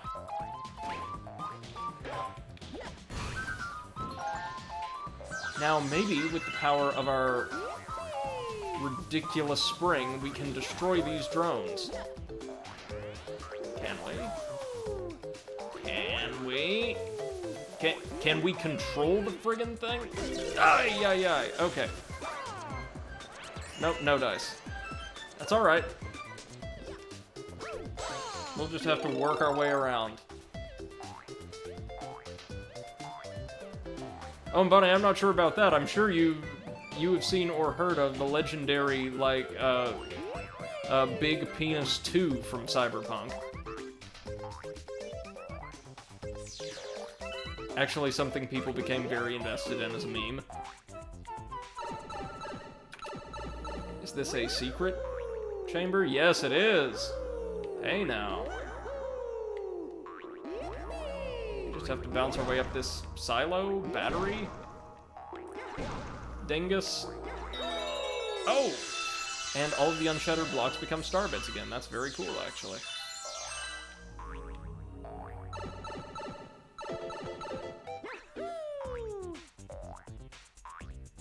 Oh, and I recently found a very nice little Souls-like on Steam that's quite similar to Gloom in its visual style, done entirely in black and white. Oh, yeah? Very nice. Yeah, it's called Unworthy, and it has a more conventional, like, open-world campaign structure. And it's very hard. It does have a bestiary, though, and, like, a compendium of items, so lore.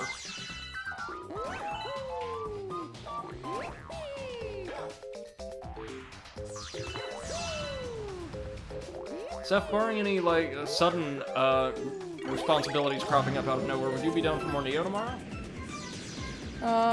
Wait, let me see. Tomorrow... As far as I know, yes. I have to check my work schedule tomorrow, just in case, but, as of right now, yes. Right on, right on. We're getting into the good stuff. Tomorrow then will be, the Battle of Sekigahara. Bunny says maybe because it can be motion sickness inducing as well. Doesn't affect me, so I can play it so well I know how to get the camera to work with me.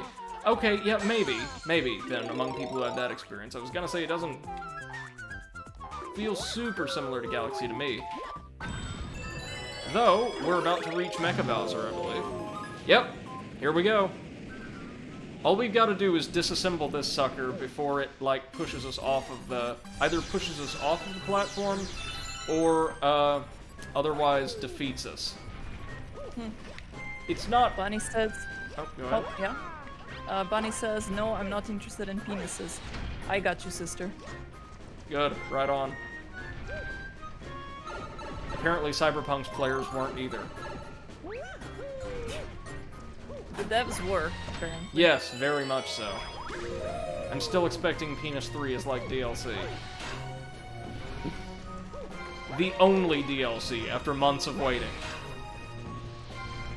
Like for 15 But the game is still gonna bucks. be broken, so, you know, nobody's actually gonna download the DLC because the game itself is gonna break. Oh, there's those, like, hardcore, proselytizers for CDPR who will. Poor folks. The prosla what?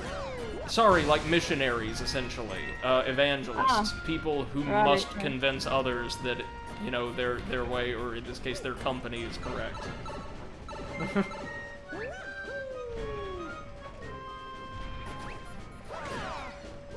Bunny, for context, I think we talked about this on our podcast, right, Seth? Big Penis 2 became a meme online. Oh, yeah. One that only interests me at this point, because everybody else has moved on to what? This looks like a game from 30 years ago. What the hell? Yeah. Now we get to take off its arm, and very quickly save ourselves by launching onto its mecha tongue. They are very inappropriate. Yes, they are. That's how the world is right now, and according to Cyberpunk, that's how the world is gonna be in 2077. Like a dream of a 13-year-old edgy kid that just discovered he has a penis. 13 years in, too, so that's, you know, poor guy. Right, so that's actually pretty cool. We get to disassemble Mecha Bowser by diving through it. And we get our star. Nice and easy. And rescue all the Gearmos, somehow. They weren't caught in the explosion, I suppose. Or maybe they are, they're steaming. And covered in soot. So yeah, they were caught in the explosion. Good job, Mario! Oh, god damn it, Mario. How many lives must you take before you're satiated?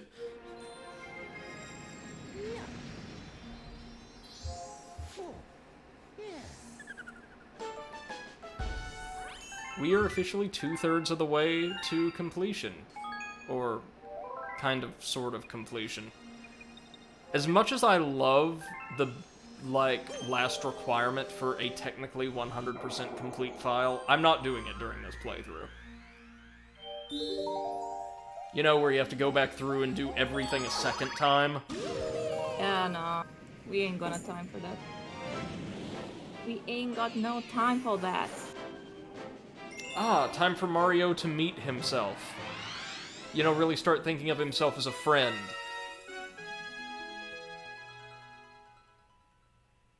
I actually really do appreciate the fact that they use the classic Mario sprite as its own, like, little obstacle course and planet.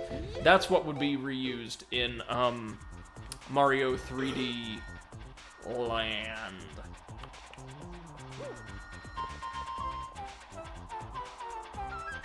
Toad's as helpful as ever.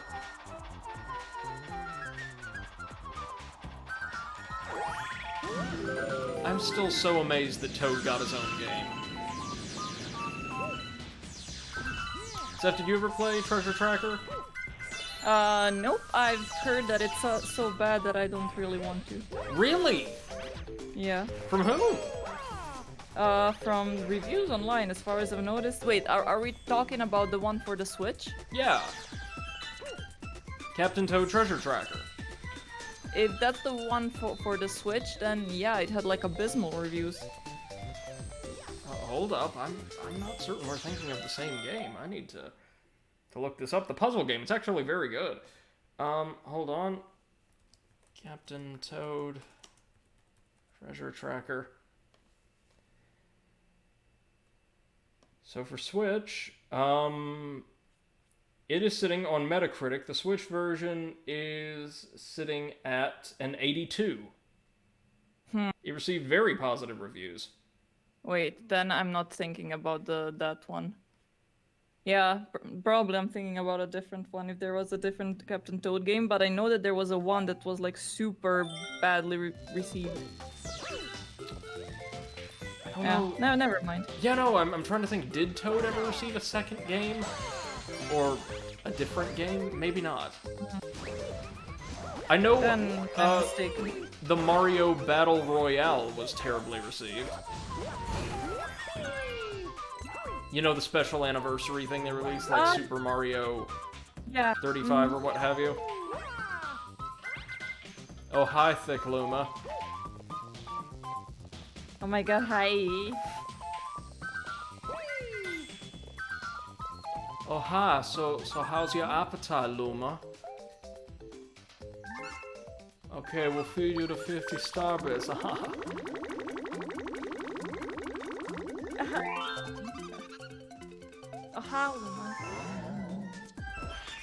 Funny says Mario 35 is really fun. I don't know what you're talking about. I've heard it's not all that great, but what about you, Seth? Am I correct? Yeah. Yeah. Like, the fact that it's available for a limited amount of time is somewhat upsetting for a lot of people, and justly so, just like the 3D All-Stars pack. And the fact that it only has a couple courses. Like, it would be cute as a they're gimmick. gonna shut it down. So like with Mario 35, like the All-Star edition, like even though it's gonna be removed from the stores, like if you have it before then you keep it. Yeah, but with Mario 35, they're just shutting down the servers, so even if you bought the game, you're not gonna be able to play it. That's right, which is the problem with a lot of online services and multiplayer games that a lot of developers fail to address efficiently, I think. That if they rely on a constant online connection or multiplayer engagement, they won't be able to keep those servers, they won't be able to keep that accessibility open to players forever. And like, what happens to the investment, what happens to the money those players paid then?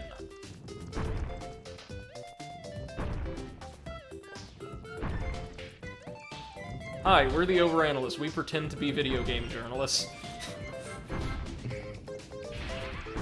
Well, there is a simple solution. If you have to shut down the servers, just release the source code for the servers. Yeah, Then but players can host their own servers, and no biggie. yeah, but see, that's a sensible solution that would also empower consumers instead of leaving them beholden to the developer or publisher. So there's no way they could do that. Yeah, no. Yeah, of course, it is Nintendo. Oh, Mario 35 is free for Switch Online members. Yeah, that's true, but it's still disappearing on at the end of March. They're shutting down the service. And there's only 2 courses, or a few courses to the best of my knowledge, which a lot of reviewers have pointed out as a negative. And the fact that it's kind of chaotic, like too chaotic.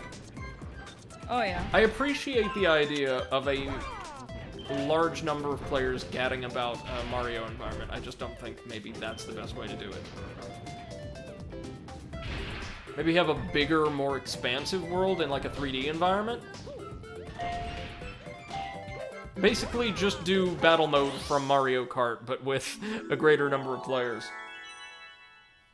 Bunny says, no, they have all of them. Well, according to the completionist, at least he said that there's only 2 of them, like the first 2. And you play them over and over and over again. And I put my faith in Gerard, always. Gerard is our Lord and Savior. Dude has phenomenal stamina and patience.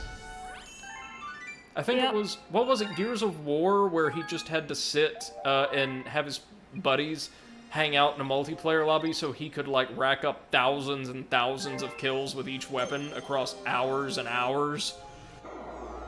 I think so, yeah. I also remember how much time and effort he had to put into Tales of Symphonia. Ugh, Lord. That one almost killed him, so yeah. That's right, that was the game he played when the Reaper came to take him, right? Or no, that was Chrono Trigger. That was Chrono Trigger. Oh yeah, Chrono Trigger, exactly.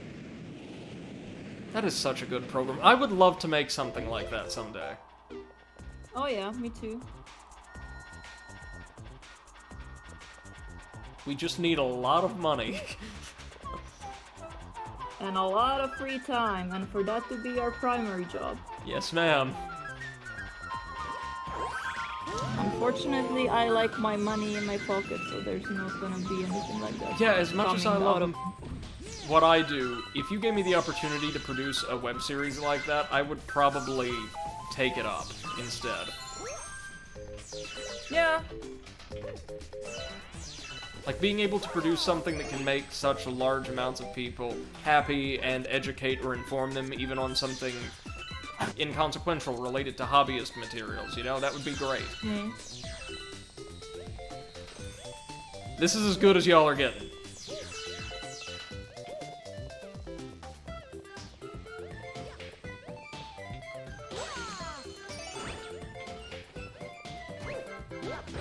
I do love that the Mecha Koopas came back for the first time in ages. They're absolutely adorable.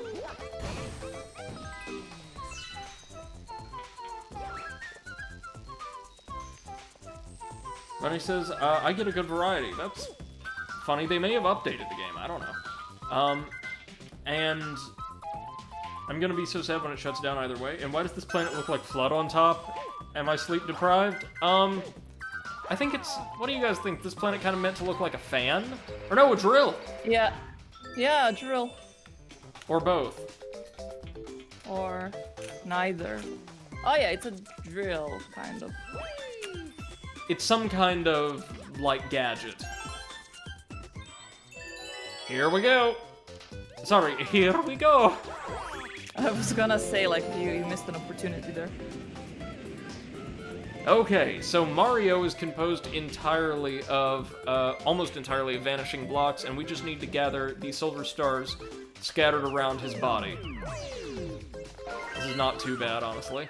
Now this... It did look a little bit like Flood, yeah, Bunny, I saw it too. You're not that crazy yet.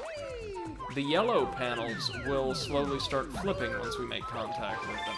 Oh joy. What we gotta do... Start flipping. Flipping out. Flipping out on Mario's biceps.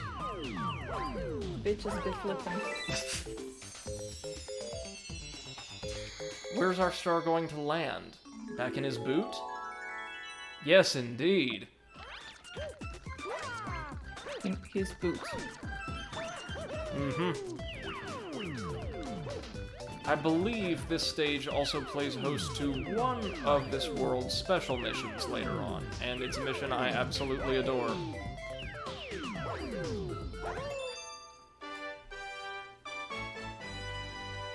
Bunny says I'm crazy, tired or not, kind of mandatory for a Sunshine fan. I don't think you have to be crazy.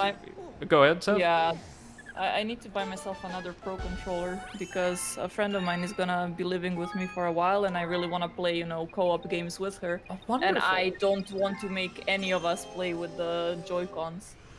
Will she be joining you on stream? I don't know yet, but that is certainly a possibility. We always love having new faces in the crew. Definitely. So here we see maybe our second fast foe comet. As I said, there aren't many of these.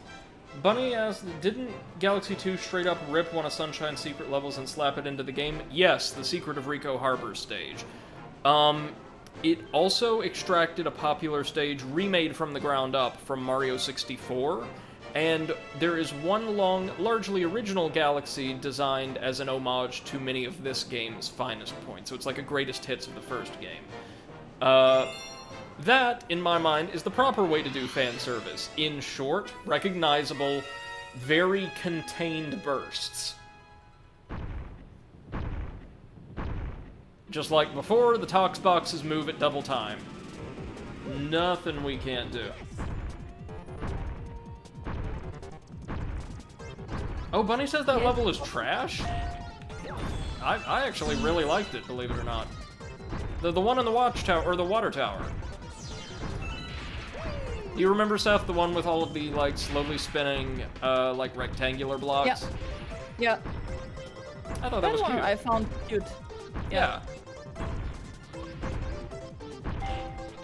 Oh, Poppy came for her head scratches and a smooch. Yes, you did. It seems like she's generally acclimatized very, very well to you and to the apartment. Didn't take her long at all. Yeah. It's her home. This morning I woke up and she was sleeping on my shoulder. Oh. Because she was, I guess that she was sucking on my earlobe during the night, and I didn't notice, and then she fell asleep with my ear in her mouth. That's when you know you have a problem. Yep. Well, she has an ear problem instead of drug problem or something serious. So why would a cat have a drug problem? What the hell is wrong with me?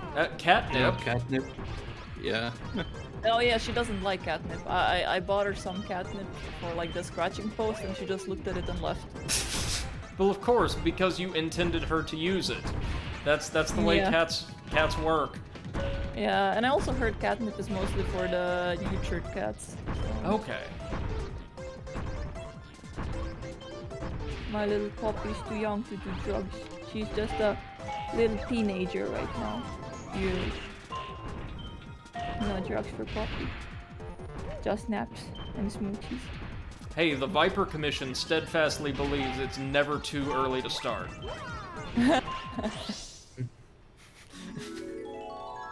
Don't poison my daughter. I wonder how she's gonna react when you get the dog. She's probably gonna hate me, and I'm gonna find poop in my shoes.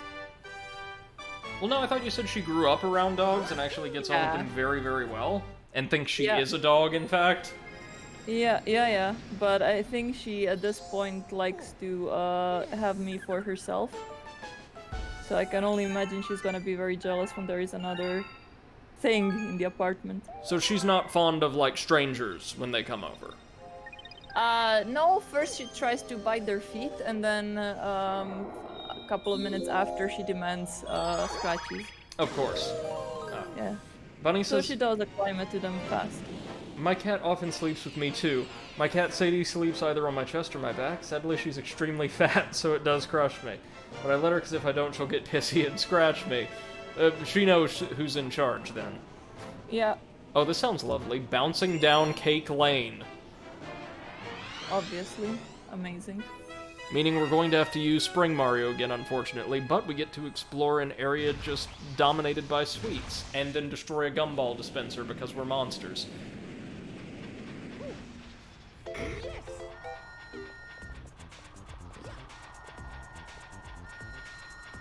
I'm seriously considering buying and streaming a copy of, Phoenix, Immortal Uprising, or whatever it is. Yeah. I've done a little research.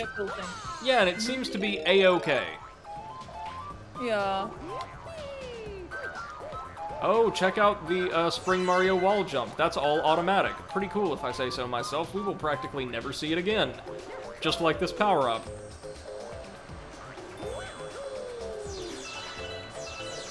Just gotta avoid some death by chocolate here.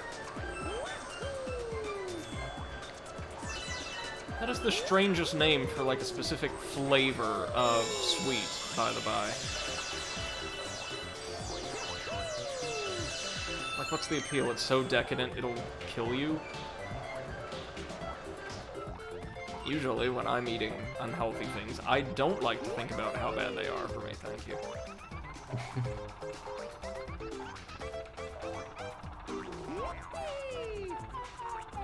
Anyways, guys, I'll be leaving, you know. Alright. Late for me. Good night, Potato. Good Thank you night. so much for joining Have us. fun. Of course. Oh, thanks for having me. Bye-bye. Anytime. Hey. Oh my god, bye. Haha.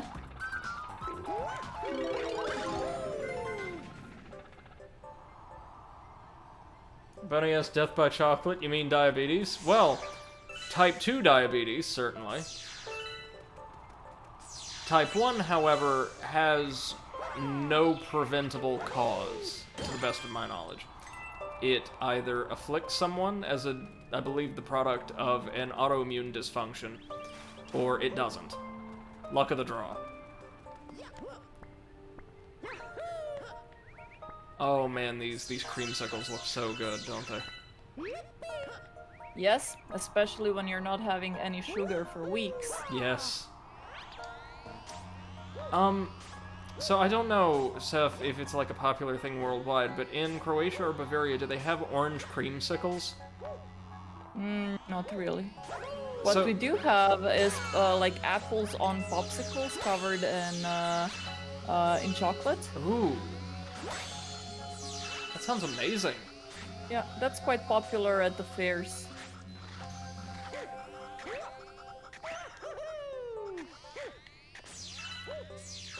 The creamsicle is, like, nowhere near that wholesome. It is like a highly processed bar of orange-flavored coating surrounding, like, a bar of well-frozen, like, heavy cream.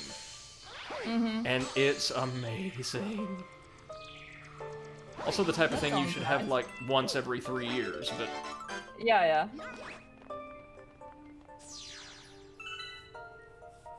Popping Bunny, off. I haven't had a creamsicle in ages either. I've only had a few in my life, because I'm not really a huge sweets guy, but, they are quite He's more good. of a bready. I am. I'm more of a bready, and to that end, most of the sweets that I have are baked goods. Usually that I bake myself. Okay, so we've got a secret area, a pipe. Let's head on down into the depths of the spoon. Do we get a cocaine star? Cocaine star. You mean a cocaine shine? Sure. Whichever. Oh no, we just get a 1-up. Okay, well, we get shrooms instead of coke. Okay.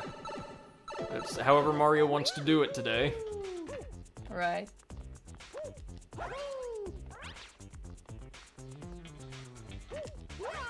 This is... No. What's she doing now? Eating the button of my onesie. Can you stop trying to unbutton me? Are you still working I'm on shy. your painting? No, I put it in the Discord. Oh, it's already completed. Wow. Yeah, it's just like my first try at drawing something without reference and without making a sketch first. Right It was on. just like straight paint onto paper. Let me make it through the boss and I'll go check it out straight away.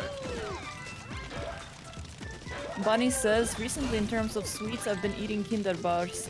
They're really good. I prefer them a million times to the eggs, specifically Kinder Bueno. Yeah, Kinder Bueno is really cheap here. Like all of the Kinder stuff is really cheap here I would imagine. in Germany. Much cheaper than fruit, veggies, or anything like that. Ooh, yikes. So like, you know, like a pack of 6 of those little packs that have 8 of them in cost like €2. Oh my god. Whoa! An entire huge packaging of Twix bars, for example, is, I don't know, €3. So, yeah. Bunny also says, y'all ever had a fudge sickle? I think so when I was little. Or no, a couple times throughout my life. They are A-okay, yeah. Yeah, same here in a Sam's Club nearby. You can get a huge box of them for cheap.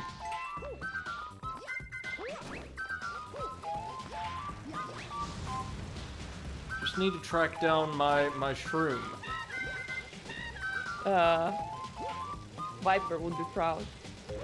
Indeed. Poppy, stop it. Or maybe we need to destroy all the Mecha Koopas? That could also be a factor. And the reason we died earlier is, I totally forgot about this. Much like with Bowser's, if we jump, spin, and then perform a curb stomp, Mario will actually zero in on the nearest enemy or destructible and, like, dive kick it, like so. Righteous. Do we need to extinguish all the flames? Yep, we do. That tone means success.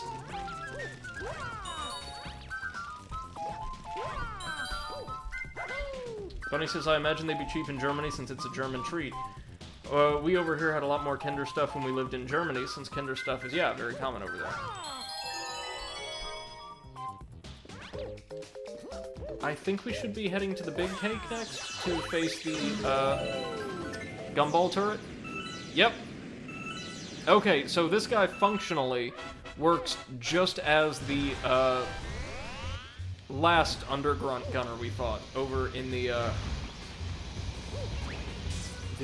Golden Leaf Galaxy. However, this one fires homing orbs of electricity that we need to avoid, which will be difficult given that we're stuck as Spring Mario. Yay!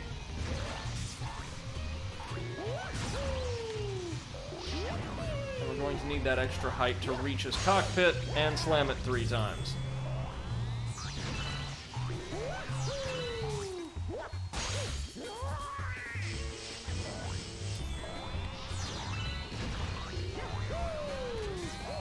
Need a little aim assist there, buddy? Wow, that was even... Oh, that's what happens. Okay, it temporarily exudes like this protective field of electricity. Didn't matter, though, because we landed right on top of it anyway. Now we just need to go get the spring mushroom once again, and we'll be done with this galaxy. And until near the end of the game, the spring mushroom, I think. I want to say it only shows up one more time. Which, you know, I'm just clearly heartbroken over. You know how we talked earlier that Poppy is not really the most agile of the cats? Mm-hmm. Well, she was so busy chewing on my button that she forgot that the rest of her body needs to kind of be on top of me, so she just rolled off and fell on the floor. Oh, goodness.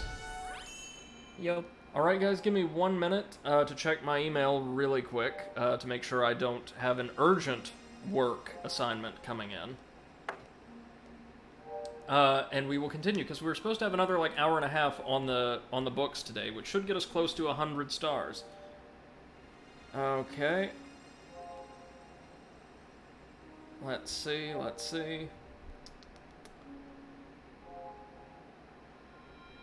Oh, I'm anxious. My boss just sent back my draft syllabus with some suggestions. Let's see how badly this was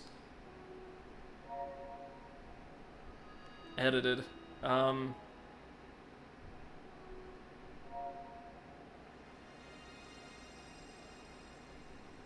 Okay.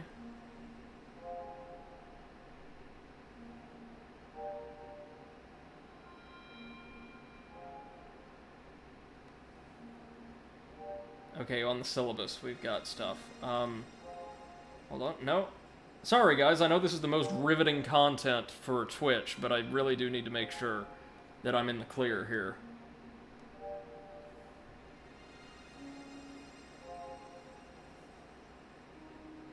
You know how it is. Yeah.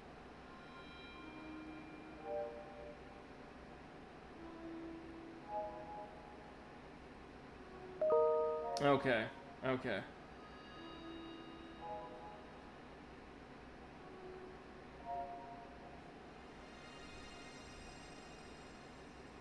Okay, actually, super easy then.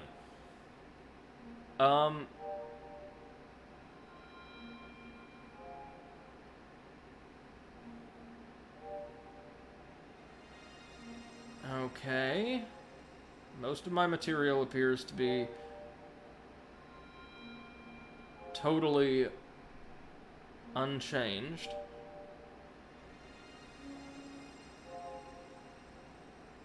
Bonnie says, everywhere I go, I see Flood's face. I mean, to be fair, they really like reusing the same models over and over again. So yeah, I think that I saw Flood somewhere in Odyssey as well. I think... mean, not as Flood, but as just a part of the environment. I think they just really like the shape of, like, an expanding open cone for a turret. Like, kind of the short, stumpy, almost like a blunderbuss barrel. And so they use it time and again and again and again. Oh, but, speaking of that, it's time for us to face down Bowser Jr. for the last time in his lava reactor. After this, we won't see him on this channel for a long-ass time. Until, 3D World. And yeah, the title of the mission gives it away, but it's just a rehash of King Caliente's fight from the first world, with sinking platforms this time. Kind of weird that they give Bowser Jr. two kind of interesting, distinct fights, and then his final appearance, they just reuse something from earlier in the game, but hey, you know. It's more than what Bowser got.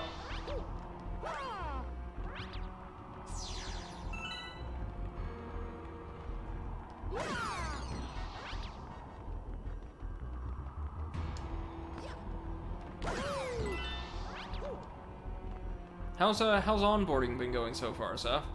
You've entered into the stage where you're, like, receiving practical orientation, right? About, like, hey, here's what the job is day to day. Not really yet.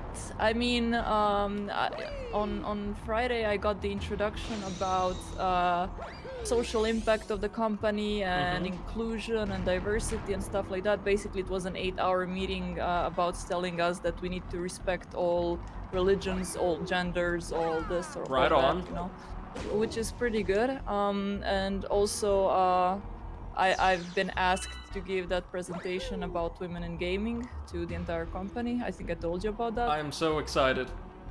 Yeah, and yeah, I was also asked to work on a social change project as well, but they're gonna let me know more tomorrow, so we'll see what that's all about. Very exciting. Is there anything I can do to help you prepare for the presentation? Like as far as research or pulling numbers, any of that? I mean, we don't still have the proper like time or date of when it's gonna be, but probably when I find that one out, I will have to make something like a PowerPoint presentation. So I would like to pull some more numbers. Of course, of course. Let's see. Yeah. Bunny says I'm gonna dip. It's been fun, but I've realized stuff to do, and also another Sunshine session I need to get in on a Sunday. Sundays I spend more time on Sunshine than usual, cause Sundays. Okay, that's fair. Have a good evening, and thank you so much for joining us. Bye.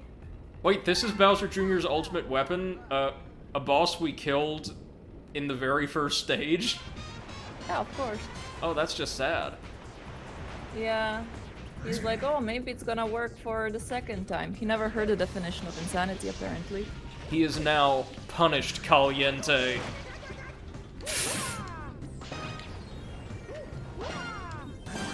Wait. To be fair, I do really like this color palette and design. He looks so fancy. Fancy?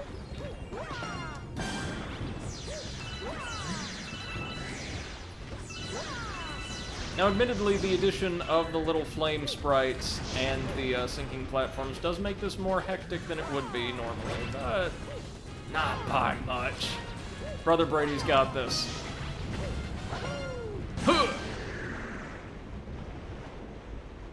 Bunny says, wait, no, Bowser Jr., let me watch this, real life can wait. Well, that was it.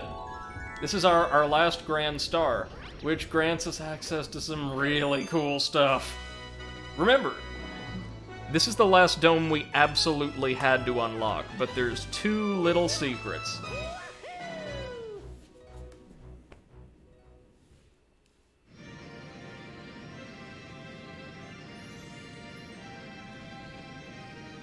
All that talk of food earlier is making me want to order out for dinner, though. what you're thinking. I'm thinking of this, it's inauthentic of course, but this quote-unquote Mongolian-style restaurant chain we have over here that basically allows you to design a gigantic bowl of proteins and vegetables and have them like stir-fried with your choice of sauces or sides. Oh, that sounds amazing! Yeah, you can get like 7 or 8 different meats in one bowl. And we've unlocked a special dome at the very top of the observatory, the garden. But that's not all. But wait, there's more. Bunny says Flame Sprite sounds like a Shine Sprite on fire. Oh. And we finally have the full version of the Comet Observatory theme. Oh my god, it's so good!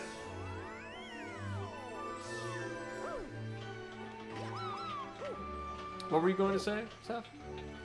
I was gonna say, don't forget after the stream to add me on Switch. I the friend code. You got it. Bunny also put her friend code in the in your Lovely. channel. Bunny says, you know what, I'll stick around. I'm having fun watching the stream and don't need to leave right this second. Okay, that's cool. Whoops, that was the wrong way to go about that. That's very flattering, Bunny. Thank you for sticking with us. Yes, of course. This is the gate. And indeed, this special little structure allows us to return to the Gateway Galaxy, the tutorial stage. But we're going back not to replay the first mission, which you totally can, but to earn a secret star that's only available on this little world. Oh, Poppy fell asleep holding her tail now. Oh, she's like a little Why kitty is she so Herberus.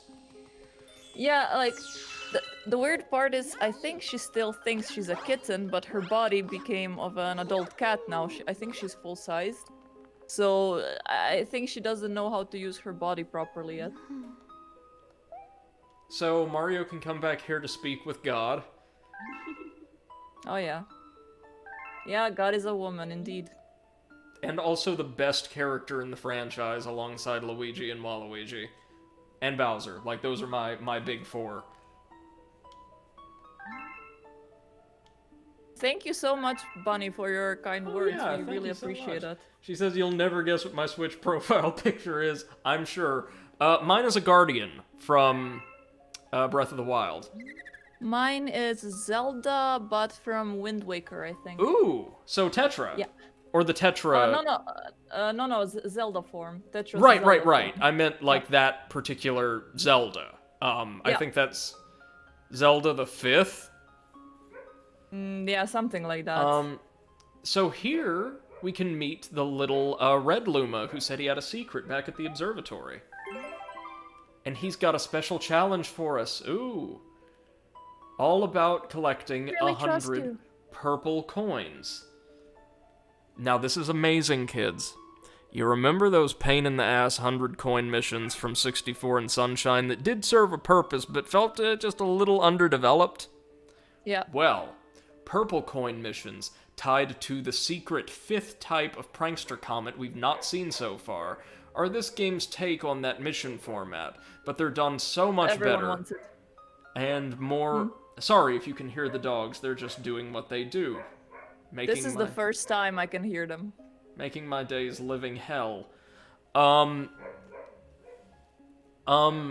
purple coin missions will require you to either collect exactly 100 coins that have been scattered in predetermined places around a world, so they've all been hidden in places that, you know, you have to seek out. It's not just defeat enemies to collect coins. Or there will be more than 100 of them you'll have to collect along a predetermined course or along a certain... within a certain amount of time. There's different conditions for each of them, but they all change up the formula in interesting ways. And this guy gives us access to a special power-up we can only use in this mission and at the Comet Observatory, the Red Star, which allows Mario to fly. And it also gives him a really cool-looking outfit. So dig this, Which Seth. is more important. Look at this. Boom. Nice. Black and blood red. That's what I'm talking about.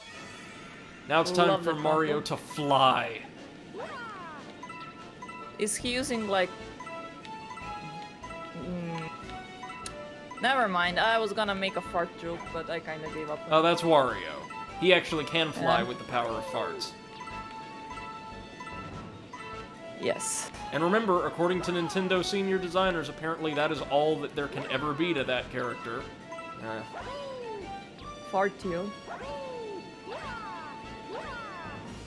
Notice there's also plenty of coins scattered around a bit lower in the planet's atmosphere.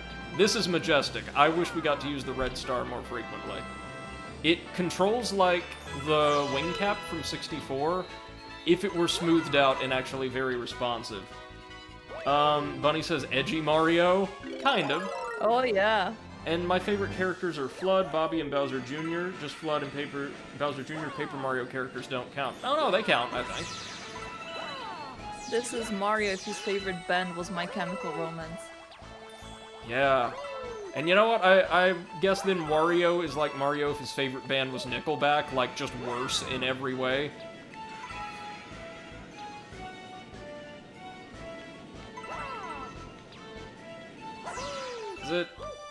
Does it make me an old man on the internet to still make Nickelback jokes? I mean, I recently sent a dad joke to my ex about Nickelback. It's basically what is the only concert you can go to that costs 5 cents. It's 50 cents featuring Nickelback. Oh my god. Yep. I mean, neither of them are great, but I would listen to Fitty over Nickelback any day. Yeah. I liked Nickelback only when I was in my emo phase. I see. And it was a phase, my mom was right. Not a phase, Mom! Yes, it was. So was there like And it should be. a goth Seth running around Croatia at one point? Oh yeah, I had I had the raccoon eyes, and I had my hair like colored in, well, not crazy colors, but like my what are you calling the hair that falls on your eyes?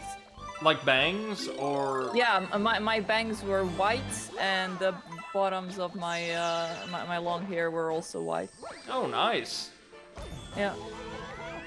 Oh wait, I think that I have the picture somewhere on Facebook. Let me go find it.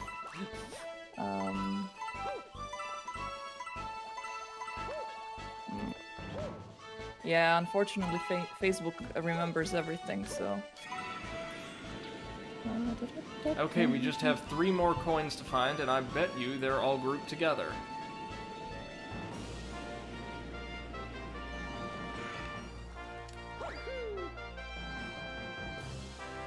Or perhaps down the pipe? Oh, no. They're on these pillars near the southern hemisphere. Huh. Shit. There we go. 2 more.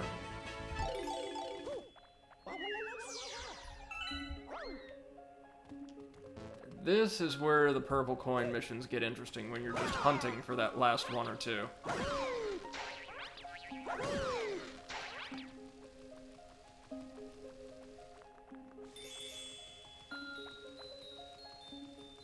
Yeah, posted it in the photography channel. Alright, I will check that, and the painting out. I've got to remember to check out the painting. I'm sorry I've not done so thus far. This is what happens when you have, like, absolutely no focus or chill. Purple coins, purple coins, purple... Oh, here they are. Awesome. And we get a special red star, the only one of its kind in the entire franchise, as far as I'm aware. I love that color. Like a nice ruby red. Yeah. And Really pretty. we can now use the red star to fly around the observatory if we wish. Hold on, let's check Discord real quick for, Seth's contributions. Really quickly, over in art, in her channel, I believe, right? Or, no, hold on. Put everything in yours. Oh, thank you. So this... No reference... Oh my god, Seth, that's gorgeous! Really well done.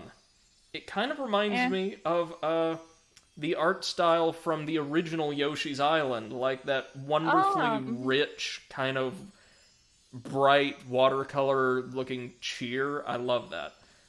Mm. And then classic, oh my god, look at you! Yeah.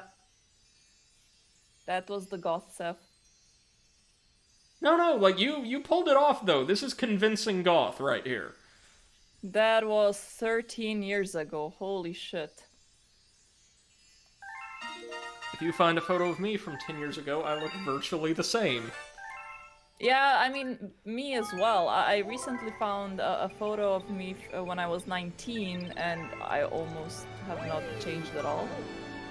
I was the same height at 13, too. Bunny says, I had this idea for a prototype of Flood that instead of water shoots flames, that was scrapped because it was too dangerous, was gonna have its part scraps before it mysteriously disappeared. Okay. Again, that would work for a fanfiction or something, I think. Yeah. Now I'm going to crack open the red star and visit the hungry Luma, who just showed up outside the gate. Wahoo! The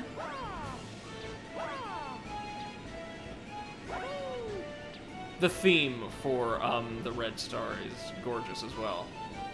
This takes us to probably my least favorite Hungry Luma Galaxy in the game, because it's not bad, it's just rather underwhelming. 1200? Alright then. You know, these look like those cheap fruit snacks you could buy in, like, little packs of 6 or 8 as a kid. Mm-hmm. They would be... all those star bits would just be so sticky. Yeah, so we can teleport to Boo's Boneyard now. Let's do it. Is it telling Seth, perhaps, that, like, we've interpreted these things as, like, aspirant, shall we say, adult entertainers, and this one transformed into the Boneyard Galaxy? Huh? Right. This is the level of humor you guys are getting today. This is... Right, so all this is a simple 2D race against the spooky speedster using the Boo Mushroom. Not a whole lot to it, pretty straightforward.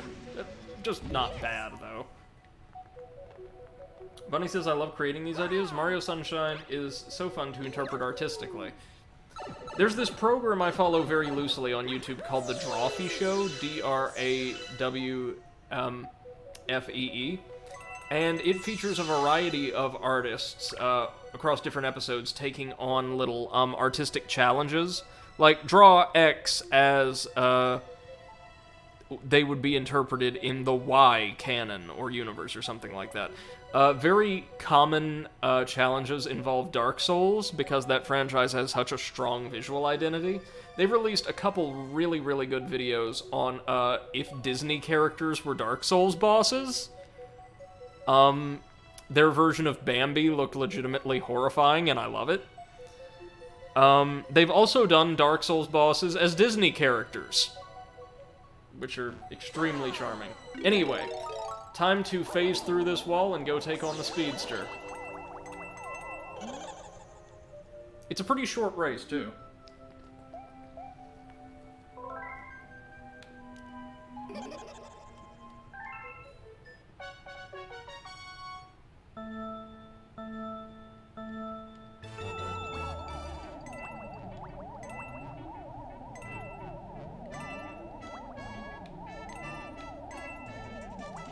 Nice and lazy, nice and easy. Just take the shortcut over here. Whoop, shortcut. Yep. Activate that coin to give us a little burst of speed with the aid of the turbines.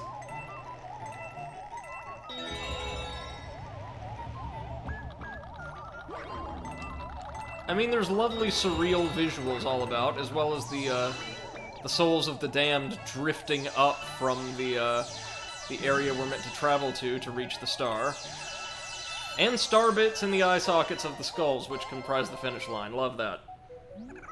Lots of fun. Made it in less than a minute. Quick and easy start. Thank you, thank you. Now it's time to finally head on up to the garden and tackle the last great The last totally unseen galaxies in the game.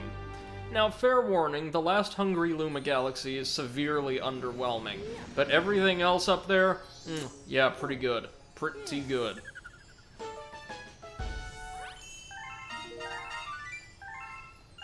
Are we going to start seeing purple comets yet? Or maybe not until we defeat Bowser once again.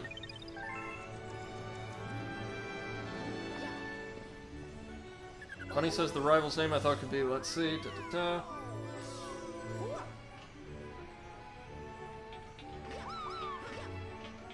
Sounds like something that could be used as a furnace or a power source aboard a steamship or a more primitive piece of technology. I don't know.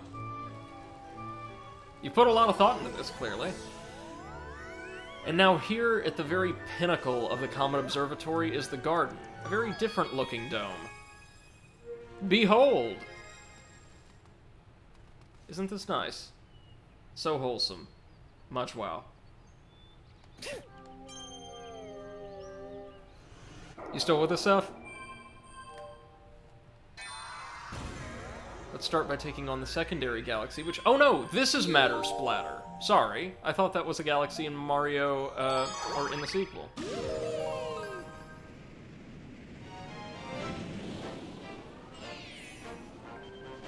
There's just the one star here, watch your step. Nice and easy, we can handle this. And you can see the gimmick here. As opposed to slowly being eaten away, the footing here will only materialize when these little points or motes of energy bounce over to their location. So we're going to have to move quickly, efficiently, and intelligently. What was that? I said word. Yes, indeed, word. This is a really cute idea for a stage, I think.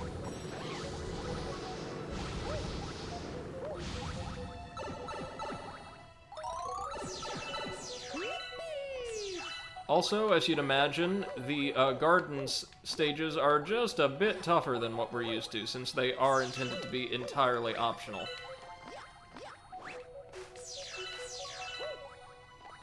But you know how we do it at the Overanalyst. Completely and begrudgingly. Yep. What the shit? Okay, that is not how I intended to reach that pipe, but alright. Did you see that? Yep.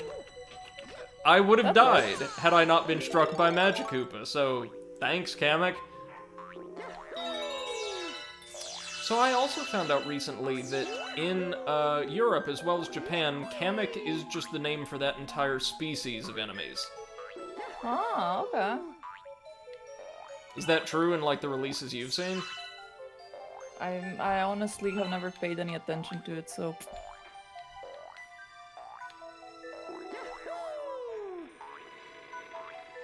You're the murder hobo, so... Totally fair. Speaking of, how are those D&D campaigns coming along?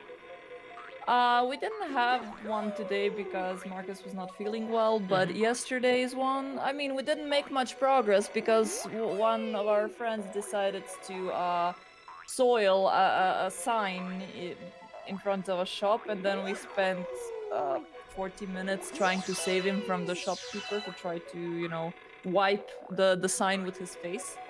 Define soil. Yes. You know. I'm sorry, a member of the party decided to shit on a storefront. Basically. Was this... I mean, he didn't use these words, but, you know. Was this part of a game mechanic, or did this serve any practical purpose? No. He did it for no reason whatsoever. Oh, man. Like, situations like that are the worst. Yep.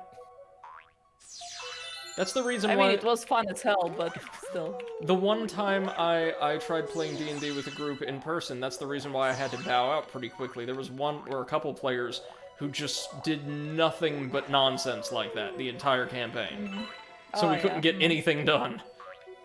Yeah, but I mean, this is the only time it happened, so it was quite fun. Drugs Bunny was actually participating in that campaign, and believe it or not, he was one of the better players. Nice! Drugs. The new channel mascot.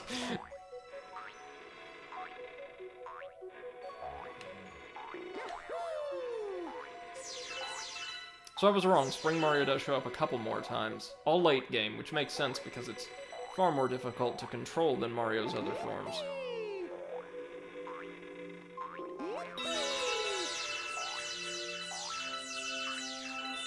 But when's Potatoes' next session? Is it on Saturday again? Yeah, he's usually doing it on Saturdays, so...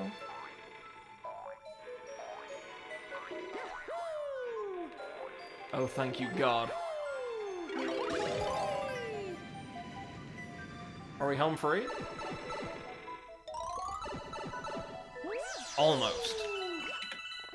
There's just one more stretch, and it appears Mario has found himself at the, like, end of the universe. Given how successful he's been at the market, I would not be surprised if Mario was literally all that was left after the end. Just an endless, empty void echoing forever with Wahoo! Ha-ha!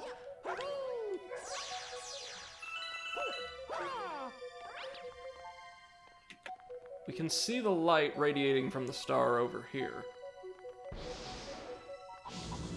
How does one of these things even end up over here?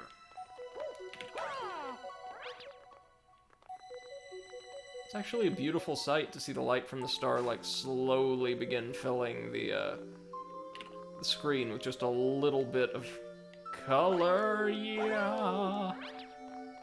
Oh, Color, yeah. Color, yeah. The oft-forgotten Outcast song. Alright. Unpopular sequel to Hey Ya. There we go.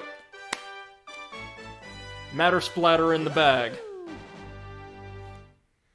Matter splatter, what a drag. Okay. Do we unlock the Hungry Luma stage so I can get that out of the way?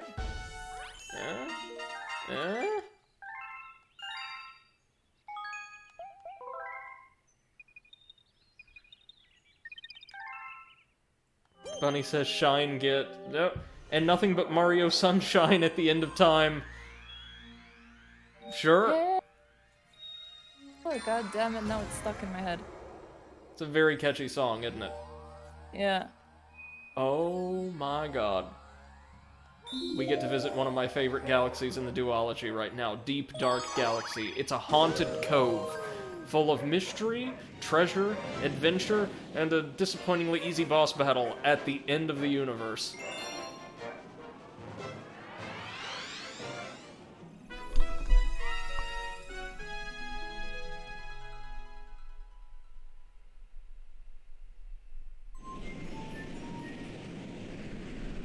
This is easily the best aquatic-themed galaxy in the game, followed quite closely by, Kingfin's galaxy. Oh, and the Toad somehow managed to land here. But not on the completely uninhabited worlds. Yeah, right. Great job, Smooth Toad.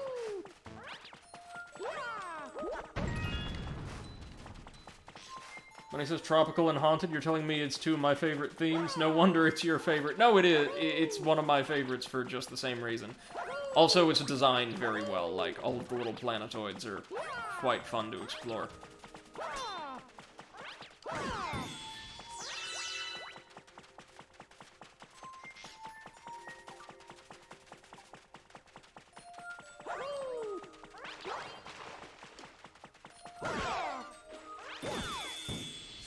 Collect them all, very nice. The other two galaxies in this dome are kind of interesting in different ways. One of them's... well, they're both perfectly good, just nothing compares to this when it comes to creativity. See, it's also a fairly militarized galaxy, something we've not seen in a while. Let's grab this shell real quick and throw it at the chest. Oh, did you ever get a date of delivery confirmed for your Hellpoint order, Seth? Yes. Now that they Yep, finally end of announced a February. release date, right? Yep. I should be getting it on the release date. Are you excited? Yes. Very much. I can't wait to see you play it on stream. It's a really good game, but man, when the bottom falls out, it falls out hard. It's the only Souls-like that's made me so frustrated on stream, I've honestly thought about quitting it before I complete it, so there's that. Well, that's a new experience. Yeah, I know, I have an unhealthy fixation on Souls-likes. Oh, man, we get to shoot ourselves to a satellite and through a cocaine star.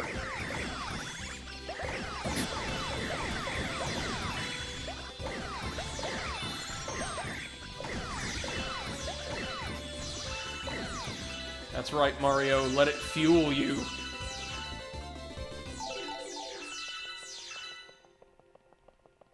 Now we gather the Fire Flower and head on back to the main landmass to ignite the braziers and enter the little pirate cove. Smart design, I think. Yeah. Oh, I guess the Toads created the cannon force before immediately going on vacation. Oh crap, it's already midnight. Oh, I have to leave you, I'm sorry. Alright, no worries, Seth. We've got a little under an hour to go. I Yep. look forward to Neo tomorrow. Yep. Thank you so much for joining us, as always. So glad to have your company. It was nice being here. Bye-bye, guys. Take care. Bunny says you can tell I really like Serena Beach from Sunshine because Tropical Ghosts. I think the only Serena Beach stage I didn't like was the Secret stage. I enjoyed them all, I think. It was a very, very well-designed world, and easily the most creative out of the lot in my mind. Again, my least favorite by a pretty healthy clip was Penna Park, for just the opposite reason. Yep, so there's an underground lake we have to explore here. And the Power Star awaits us on the other side.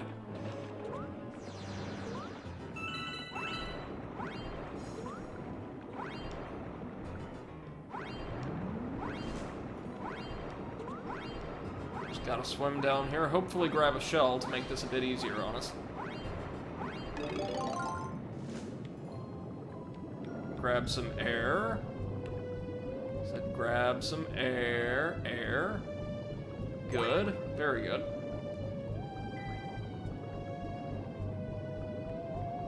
And now, thusly armed, we can ascend.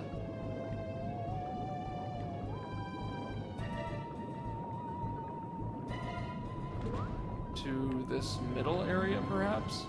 Where exactly are we going? I totally forget as it happens.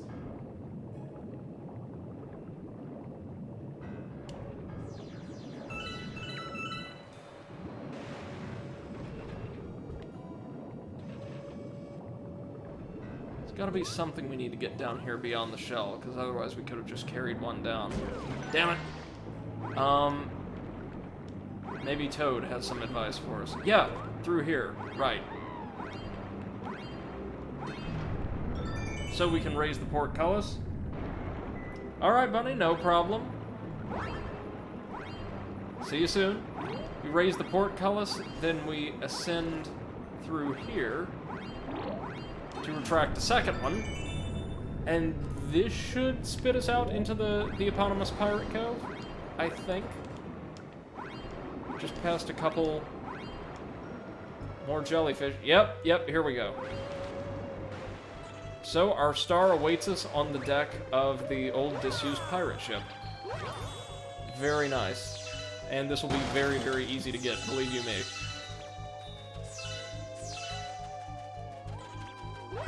All we have to do is make our way over. The stars in this galaxy are for the most part simple, but all well designed, and encourage exploration of different areas of the main landmass. The, secret star is something else, as well. Like, you guys will really like it if you've enjoyed some of the more off-the-wall challenges the game has thrown at us. There's a life shroom, but we definitely do not need it. need to ascend the ship. And immediately we're thrust into a boss battle with Kamala Magikoopa again, or Kamala Koopa. And it's the same exact fight. No more difficult than it was back in the Space Junk Galaxy. Kind of disappointing this late into the game that we don't have some original bosses, but hey, it is what it is.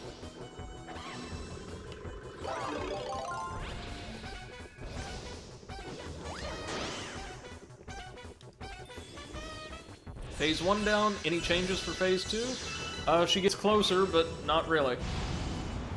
Oh, and she jumps to firing projectiles that split into 3 distinct parts immediately after the first hit. Alright. Now the only thing that changes is for the third hit, she teleports up to the crow's nest where we'll have less room to move around and avoid her projectiles, and summons assistance as usual. Not a big deal.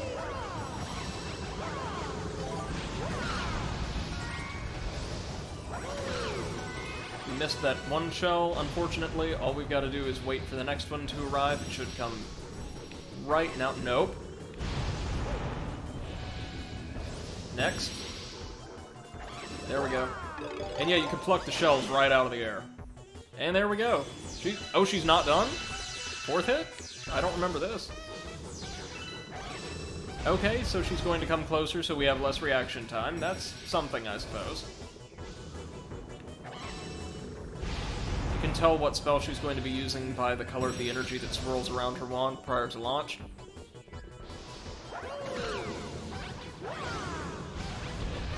Red for flame, green for the shell. Here one comes. There we go. That should do it. And a really cool design for an underwhelming boss is behind us. For good now. I think, unless there's a Daredevil comet, which there may be, that's all we're going to see of her for the rest of the game. We ain't done, though. As we've got, I want to say, 3 more stars together, aside from the comet star in that particular world. Hungry Luma hadn't shown up yet, but we should have more than enough star bits to feed it when it does.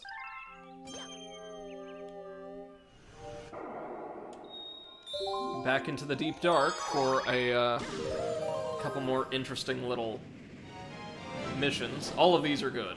Like, there's not one I disapprove of. Bubble Blastoff is next, which is going to involve a lot of cannons, I want to say.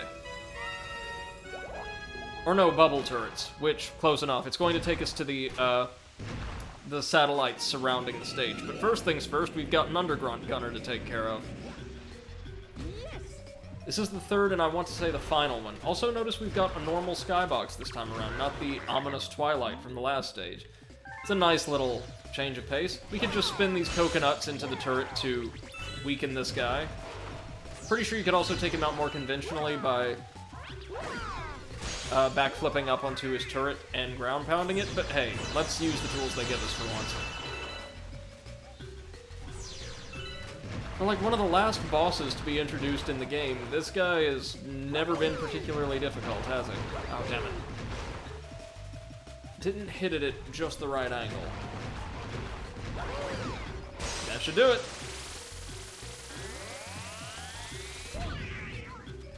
And now, defeating him gives us access to the cannon, which we can use to blast ourselves to one of the surrounding satellites, I believe. But is it a different one this time, or the same one? Well, there's what looks like the gateway? Huh. I don't know if we ever end up going there, but first things first, let's go grab the cocaine star and the fire flower, because why not? More free star bits, not gonna complain, just get rid of all these Octumbas. Very, very quickly. Whoa, we just punted the fire flower off of the planet. That's not great. That's the opposite of what we wanted to do.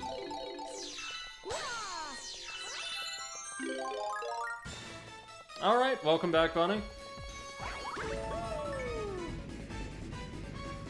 You've also noticed on the galaxy map, as well as in the sky overhead, there's a strange artificial-looking satellite. We'll get there in due time.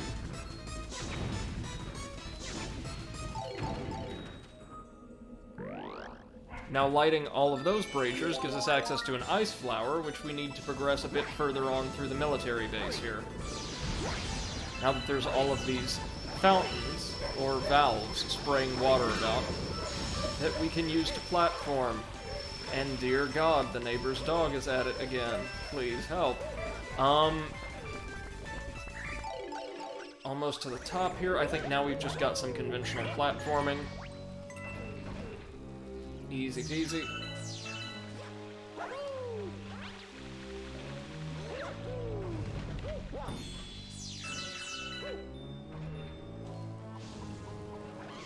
Just navigate our way around here. Onto the large, out-of-place looking floating coin. And oh my god, it transformed into an entire pack of sling stars. I think any of them would have launched us over here. And now we can use the bubbles to send ourselves bounding around and around. Funny, yes, aren't all satellites artificial? You don't just find one in the wild. No, actually. Satellite in astronomy can refer to any smaller body orbiting a larger one. Our moon, for instance, along with, well, all moons, are considered satellites. So I'm using the technical definition of a smaller, like, celestial object orbiting a larger one. Or rather caught in the gravitational pull of another. And I swear that bubble throwing thing is a blue flood. No, it's just like the turret and the little eyes. Or, I would say eyes, but like screws on the side. It's a design that the Mario folks are very fond of. Now we've got a bunch of cheeps out of water here. So what we want to do is, I believe, slowly increase the size. Is it the size of the planet, or raise the water level? I think it's both. Yep, set it free. Or just activate the cannon, either or. I will accept either.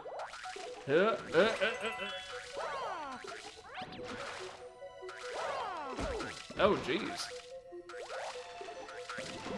More difficult to deal with than I thought. Anyhow, this is going to shoot us on up here, which I think is whence we can access our star? Yes. Bunny says, this is the native flood planet I've determined. What's the name of this galaxy? I'll make it canon. This is the Deep Dark Galaxy.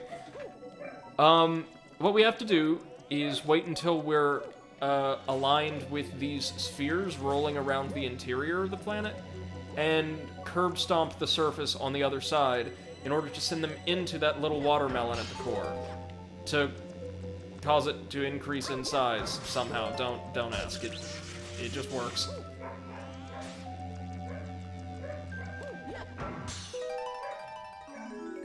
And by doing so, we somehow free a power star. We don't destroy the turret sending out these little shockwaves, however, so do be aware of that. Honey says, alright, I'll make something up. Expect it by tomorrow. Sure! Sure, go right ahead.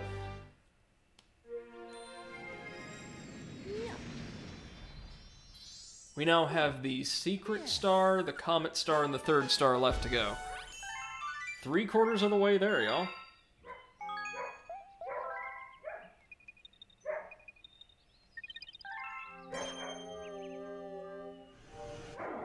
Oh, speaking of, here's our comet, and yes, it's going to be a Daredevil battle against Camella, which is the only time she will be even remotely challenging in the game. Oh my god, that dog! I don't know if it's a Daredevil run of the entire stage or just the boss battle, we shall see.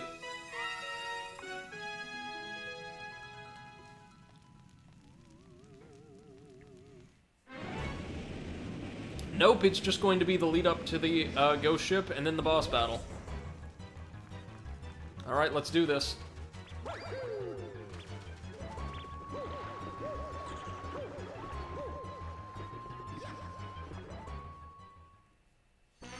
And here she comes once again.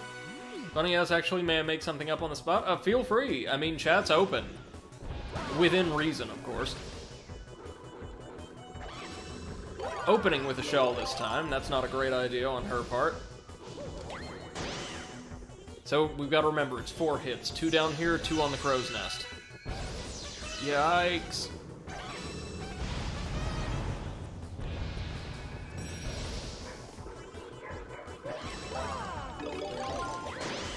She takes so long to teleport, we can usually crack her before she gets away. Now, the real threat here is going to be the pair of Magic Koopas she calls in to support her after this and the next hit.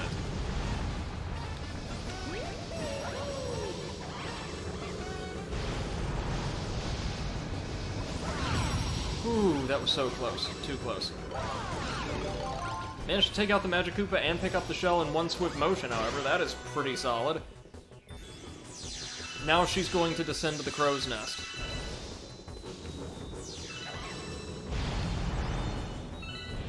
And possibly call in more backup. Oh no! That's it! That was a very easy Daredevil mission then, if I do say so myself. The friggin' Top Maniac run actually gave us more difficulty. Alright, I can handle that. We are just clicking them off tonight, kids. This is very impressive. Meaning it's almost time for us to leave Mario behind for a time and turn our attention to a couple interesting side projects I've had my eyes on. No Straight Roads, and then the No More Heroes series, which I can't wait to play through for you guys. Haven't played through a whole lot of the second one myself, so some of it will be a brand new experience for me.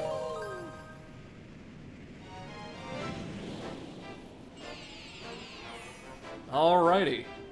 Guppy and the Underground Lake. This will be our final normal star, and also the mission wherein we should find our secret star, which I believe takes us to the artificial satellite I mentioned earlier.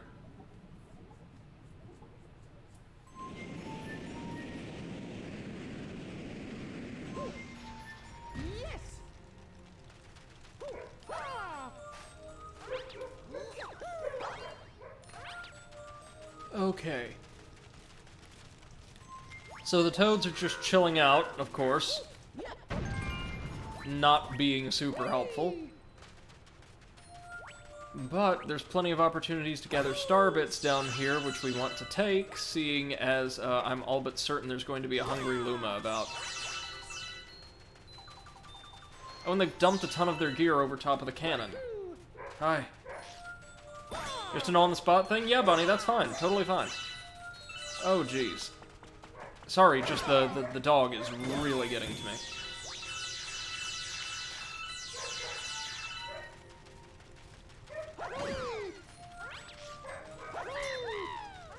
And it is not letting up.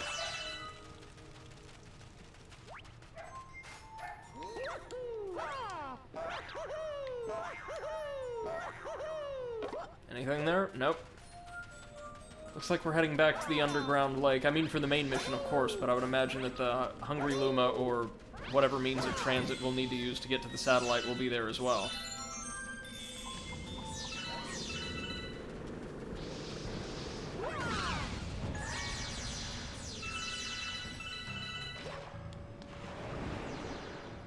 Alright. Let's have a look-see.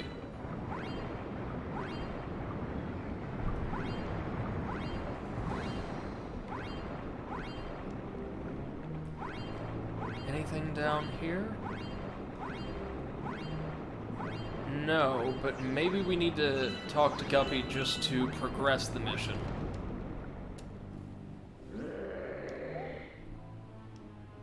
Okay, we need to swim through more rings, sure.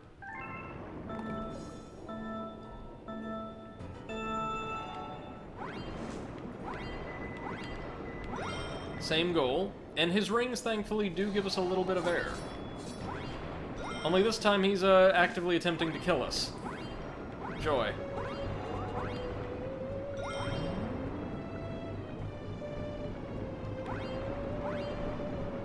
Yeah, because he's laying these things down, all of them, around hazards. The bitter bastard. Is he going to take us near the Grengull next? Yep. But thankfully, we're not even using a Koopa shell, so we can move just as quick as we'd like. Whoa!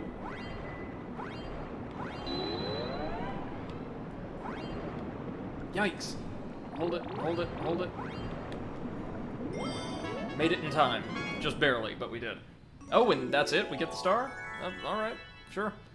I mean, since it's right here, I'll go ahead and collect it, but then we need to come back for the optional star, which we will need to use a Koopa shell to destroy the wall of sediment off to the side for, I imagine. Bunny says, I'd find it fun to create ideas right on the spot like that. Normally I don't get the chance to... okay, is it... Oh, I thought you may have posted something in the Discord or what have you. 92 stars. We have made a ton of progress today. What, at or around 30 of them? Shoot, we will have 30 by the time this stream is over, because I've still got half an hour left.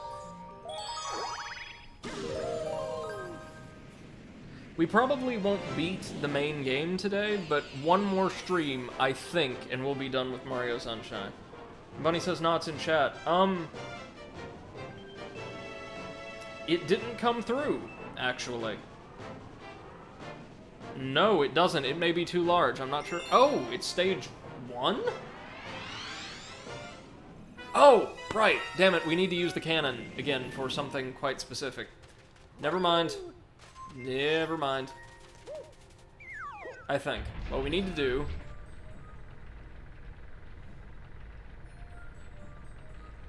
Well, do we get anything if we aim ourselves over here? Yes, we do! Back to this tiny little facsimile of the Gateway Galaxy's main planet. Secret stage, here we come.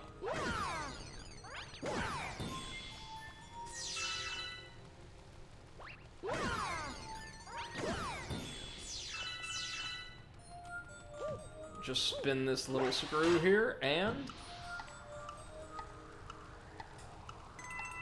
the planet starts shrinking. We're literally letting the air out of it. I love that. It's absolutely adorable.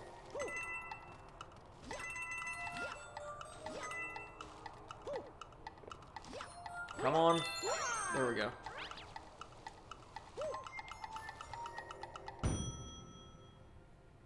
Huh.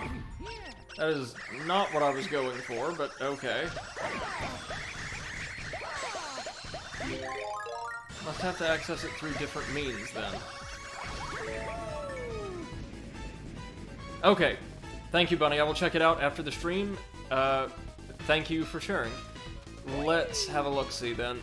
So it wasn't that planetoid.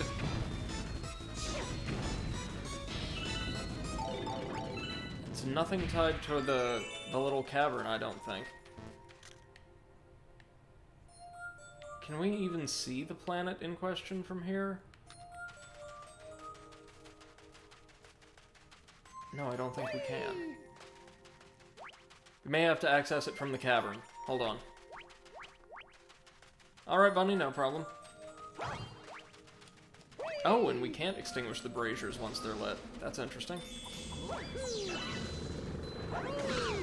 Perhaps there's a hungry Luma or something like that up on the, up along the ramparts.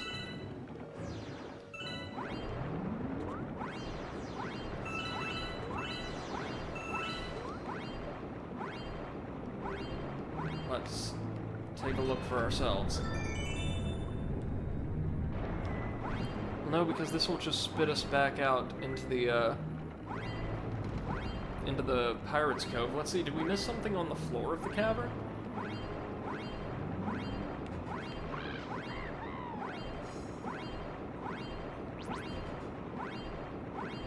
Anything at all down here? Let's really take our time and comb the bottom.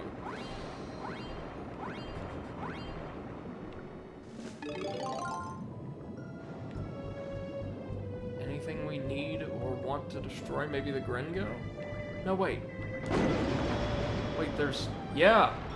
Yeah, there's a launch star underneath the shipwreck. We just had to destroy the mines or let the mines destroy us to access it. Now, spin this! And we finally get launched out of the main landmass and into this special little satellite. It's a puzzle room. And our star is being held by a boo.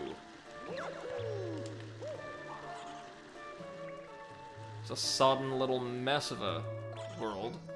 And it's absolutely delightful. I love it. So we need to get rid of that boo somehow.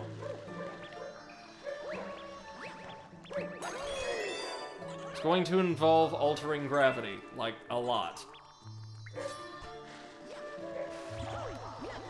Just have to slam on that switch, and now keep rotating it. Keep rotating.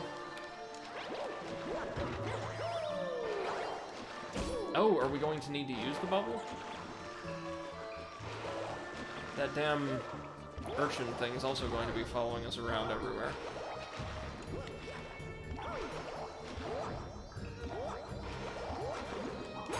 Yep, there we go. Now, if we destroy this, we finally let a beam of sunlight through. Which we can use, of course, to destroy the Boo and free our star. Just as soon as we strike the gravity switch one more time. No! Shit.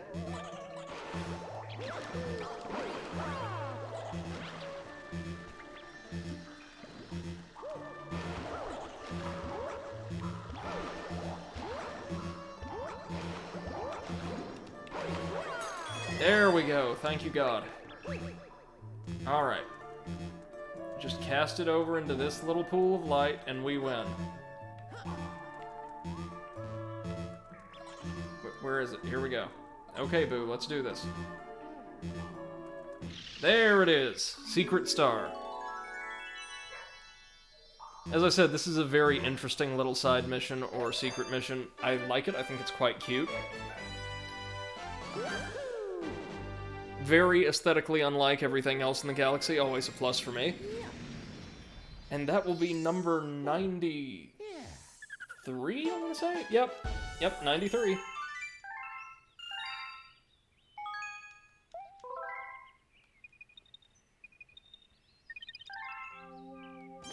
And with that, we still haven't unlocked the Hungry Luma, have we? I don't think we have. We would be able to see it, like, right off the bat if we did. Yep. Oh, but we can connect this portal, which will take us back down to the base of the observatory. Quite handy.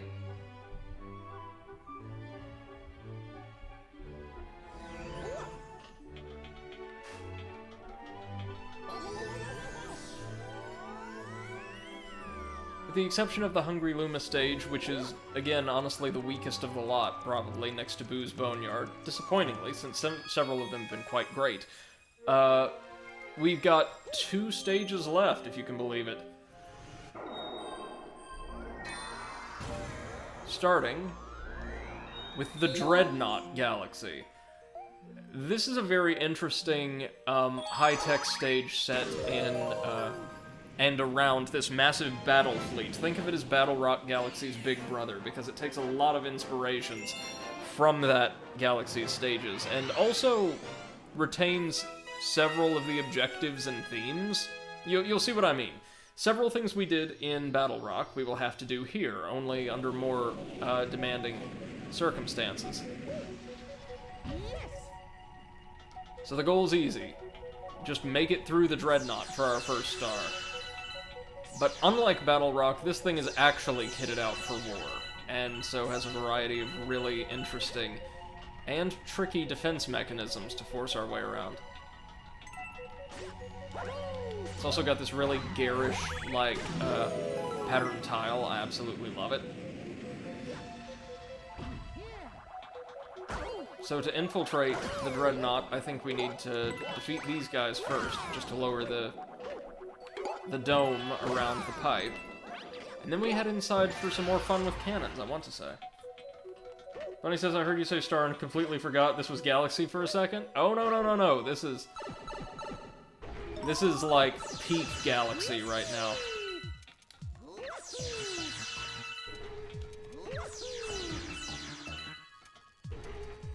Now it's just time for a bit of simple 2D platforming.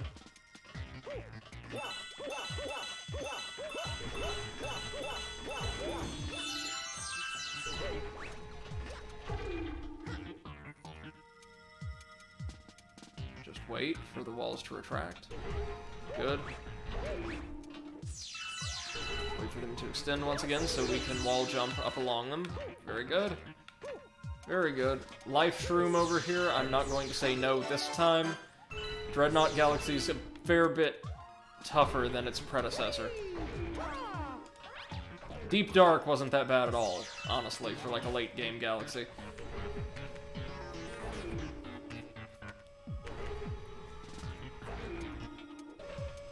Bunny says my brain is like, huh, it has Mario, must be Sunshine. And as a former Sonic fan, 2D platforming in a 3D game gives me PTSD. Looking at you, Sonic Forces. Really, I heard Sonic Forces may not have been fantastic, but it like wasn't that bad. Is that not true? Sonic Adventure was where it was at for me as a kid. Like, Adventure and Adventure 2, fantastic games. Loved them both. Still love them both. It's been ages since I played either.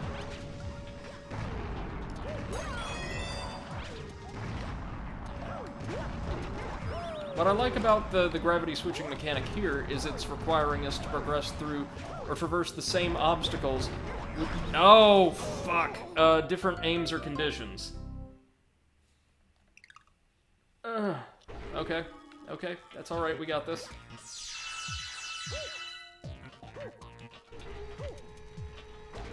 Like I said, this galaxy's a fair bit trickier than most of what came before. The last galaxy's, I want to say moderately difficult. I would argue that nothing is, in its default state, quite as tricky as Dreadnought, aside from the trial galaxies, which are just bullshit. We don't need the Life Shroom this time, we'll be fine. We're in danger of being flattened, which is an instant death, not being shot or what have you. Bunny says, no, it was utter garbage, like I played through it once and never again. Oh, wow. Sorry to hear that. A lot of people had average experiences with it. I want to say the last Sonic game I really enjoyed that I sat down to play was probably... Lots of people say Sonic Generations, but it was so derivative I didn't particularly enjoy it, even though I can acknowledge that from a gameplay perspective it's well made. Maybe, God, maybe Sonic Heroes.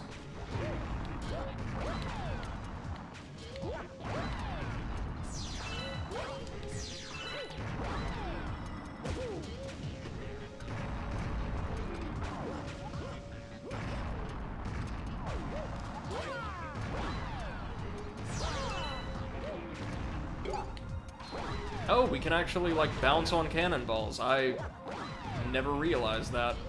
You learn something new every day, I suppose. Bunny says, I never intend to go back to Forces. After the tight, smooth controls of Sunshine for so long, Forces will feel slippery and terrible. Well, if you like Sunshine's controls, you're really gonna enjoy Galaxy 2's once you get your hands on them.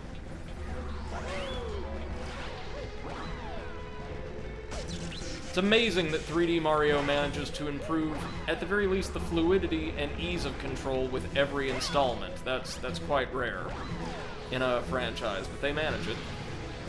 So we're going to slowly disassemble this, I don't know, fuselage by jumping and spinning on these top men, ideally without flinging ourselves into... Fuck!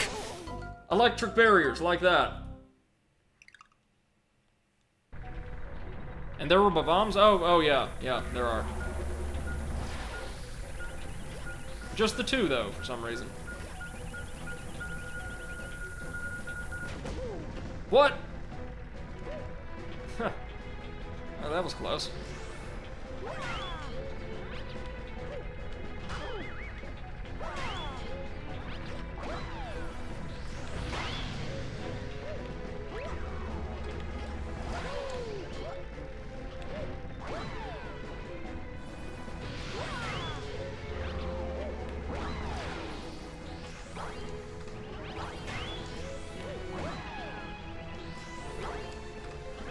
Let's see, is there a way to do this without... Shit. No, there isn't.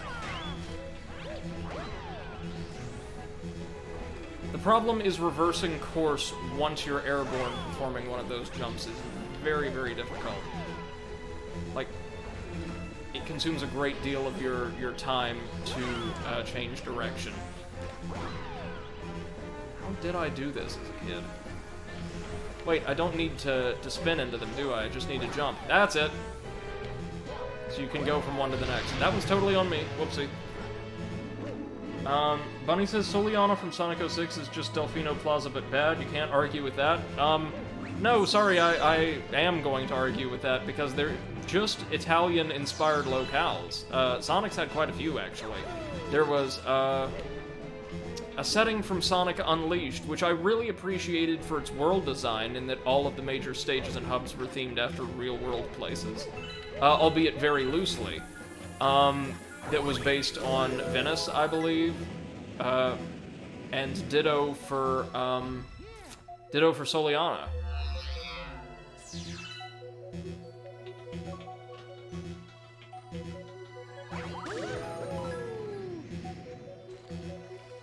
Okay, so there's our star.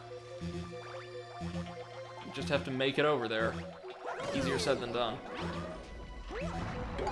Because this planet is strapped. Alright, okay.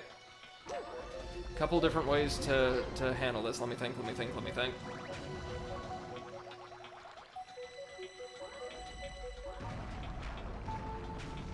Is there anything we can interact with here? No. We have to lead a bullet bill into that geyser. That's our principal objective right now. So getting the Goombas out of the way will help.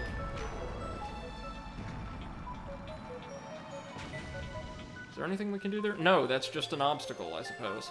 Huh. Notice despite the mission title, we've not really spent much time in or around in the Dreadnought. We spent much more time around it. Ah, there we go. We've flooded the planet. Brilliant. And we've also drawn the ire of the security satellites. I think. He says, but does Soliana have Piantas? Didn't think so. No, exactly. They're not remotely similar. Aside from, like, sharing a very, very vague Italian inspiration.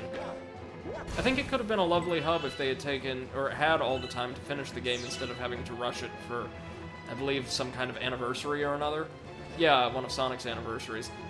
Or new console generation, one or the other. It's been a while since I've watched any of the well-made documentaries on Sonic 06.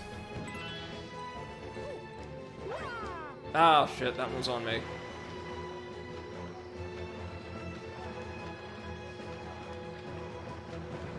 Quite like the design of the satellites, if being honest. Okay, so that little thing that appeared to be a Koopa shell patterned hatch in the ground was actually a little platform that is now moving about freely. Bunny says, I haven't played a Sonic game I genuinely enjoyed. I even played the adventure games, not a fan. I guess the Nintendo fan in me reigns true. Oh, that's totally fair.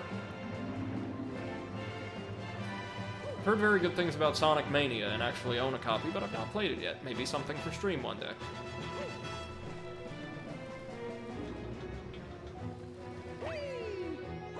There we go.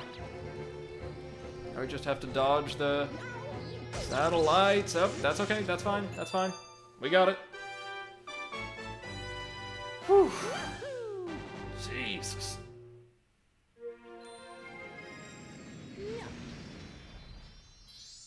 Oh, yeah. 94 stars, making scads of progress.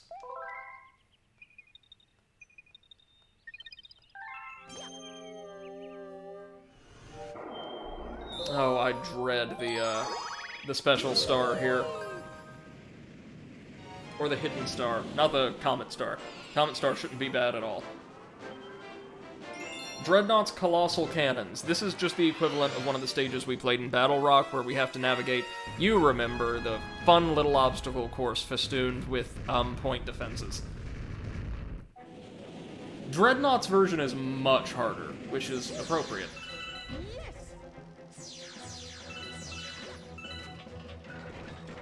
So I have to follow this sucker across. Or ride this sucker across. Or do we? Hold up. Okay, we can't cheat that. Bunny asks, do I remember? You may or may not have been here for that. It was the first or second stage in the... I think the first stage in the Battle Rock Galaxy.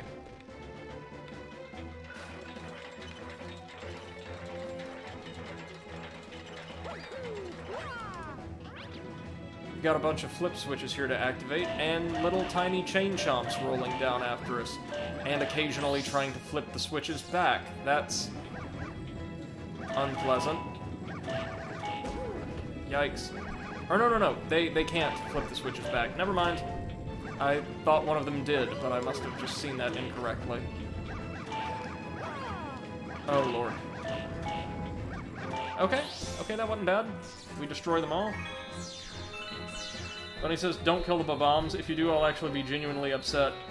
Well, you might not want to watch the special stage, then. Wherever I can find it. I think I remember where it is. And it may or may not be on this mission. You may have to access it from the third.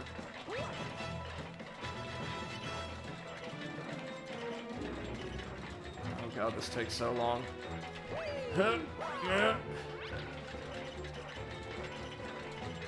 Going to be turrets, or like King Caliente's squid guards going to pop out of those barrels. Yep, here we go. One more. Bring it. Sucker. Let's top up that health. Funny says if they're mandatory, then okay, sure, but not if they're not mandatory. Well, I mean, these guys are in my way, so... They spawn indefinitely from various points in, I want to say, outside of the minigame galaxies, Battle Rock and Dreadnought are it, or they're the only places we see them in force. Get them, get them, get them. Nice. Okay, we're ready to begin the obstacle course portion of today's mission. This is awful.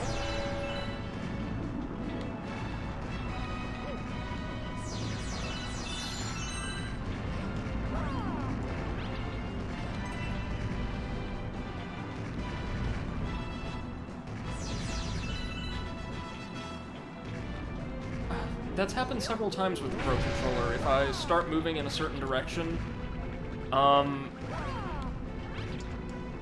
the controls will, like, glitch out and Mario will start turning, like, indefinitely. Very strange. Okay, platforming on the ceiling, that's okay. We can manage. Now down here once more. Oh! Oh, we even got thwomps down here. I see, I see. This is also a pretty lengthy cannon course. Now, we can use star bits to destroy the cannonballs, buy ourselves a little time, if absolutely necessary. It is not absolutely necessary. Oh god, we're having to do it like this. Oh no, no, no, no, no. Brady's depth perception and sense of perspective is about to get screwed. Fun fact, this little section is the basis for the stage's 100 purple coin mission. And, why yes, it is as difficult as it sounds. Admiral Kirk mentioned that in chat a few days ago, and it brought back just the most horrible memories. Because if you miss coins in that stage, you can't, or this stage, you can't exactly go back for them, you know?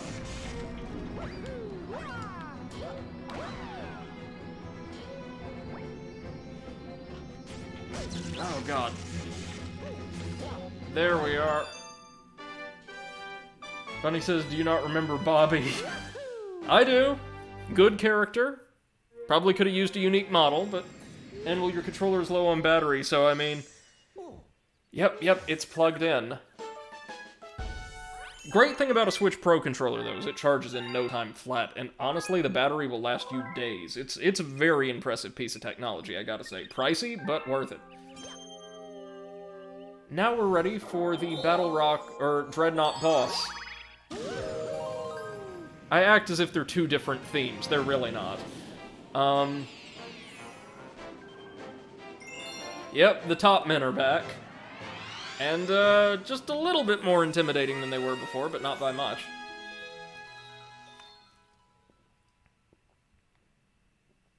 Even the UFO is back. You know what that means. Bunny says my controller is always plugged in because I use my Mario GameCube controller because I'm always playing Sunshine. That's fair. And Switch allows you to use GameCube controllers? That's very interesting. And a good move on Nintendo's part, because the GameCube controller was very, very ergonomically designed, in my mind. It was also one of the controllers I had the most experience with as a kid, though, so I may be biased. Alright, what's in the pipe? Oh, it's the secret star. God almighty. Yep, we've got to use bombs to destroy a bunch of trash, and this is very, very hard, actually. There's a tight, tight time limit.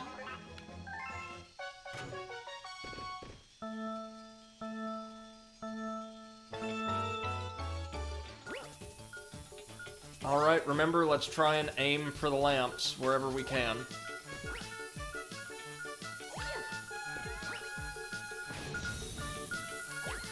Fortunately, their blast radius in this game is very, very generous.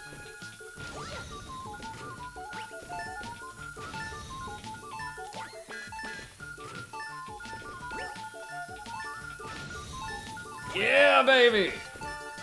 Ha! You have to have a perfect performance in order to get this star, but we somehow managed it. Very nice. Bunny says, yeah, I got my GameCube controller for Hanukkah this year. Not sure if I've told you this. My sister got it for me, and it's legitimately my favorite controller out of all of them. Right on. I've always been a fan of the DualShock myself, but I gotta say the Switch Pro controller just barely edges it out in my mind. I also have, just for playing Steam games, an Xbox One controller. And it's quite nice as well. Controller technology's gotten very, very good over the years. And Bobby, no, I'm getting Bobby PTSD. This level has no right to have bright, happy, peppy music. To be fair, it's a quick and easy little minigame, so... Okay, 2 more stars here, and then I think we might be done for the day after the Top Man stages. The Top Man stage and the Comet stage, which the latter should be pretty quick. And we'll come back in 2 days, since tomorrow will be one of Seth's streams featuring myself, to conclude this game, hopefully, with the last proper galaxy, a showdown with Bowser, and then the post-game stars, which there are a ton of in this game. Because it's only in the post-game that you can access the purple coin missions, and there's a purple coin mission for every single, primary galaxy in the game. Including Bowser's, I want to say. Though not Bowser Jr.'s. Bunny says, I'm in love with the massive A button on the GameCube controller. Yeah, it was I was always fond of the C stick, myself. It was a very strange asymmetrical controller, but it always felt good in the hand. Unlike, say, the Nintendo 64 controller, which I also love, but largely out of nostalgia. Okay, are you going to become... Yep, a Sling Star. That'll do. Now here on this Space Toaster, we're going to need to use Top Men creatively, I believe. First things first, let's press the button. Always press a good button. Gather up the blue star chips. 4 of them are absolutely effortless. 1 of them we just need the Top Man's help for. And this is their revenge, eh? Alright. Not gonna complain. This creates a pull star path to our next launch star. Ooh. And oh dear, are we actually going to the Dreadnought again? Yep, we are riding this massive missile past another cannon-filled obstacle course. Wait, no, we're not. Sorry. It's a Polestar obstacle course. Oh, that was close. Really need to pace myself.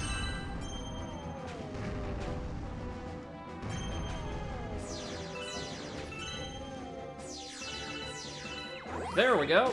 Hey, not bad. No massive explosion this time, Mario?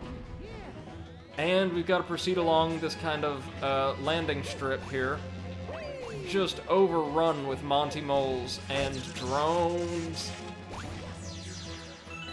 Something we can use the Koopa Shell for.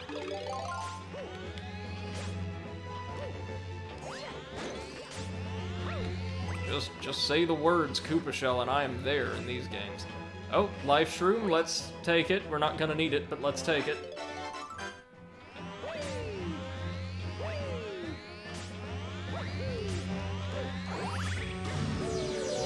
Oh, and that's it. Welcome back to the Top Man, UFO. You know what that means.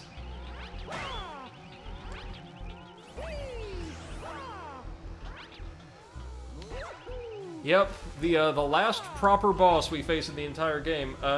Bunny says the fact that the sticks aren't all round along the bottom part where the stick goes allows for some nice precise movement. It does. The last proper boss in the game is Top Maniac again. The easiest out of all of them, only now he, like, calls him back up a little earlier. That's it.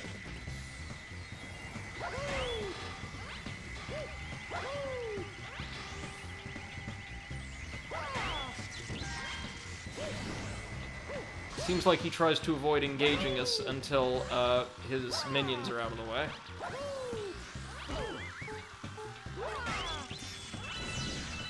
Yep, this is it. This is the whole ass battle.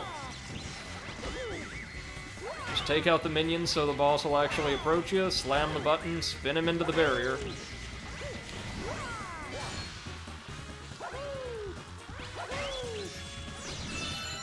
Yep, this was so good, according to Nintendo's internal development team. They had to put this boss in here 3 different times.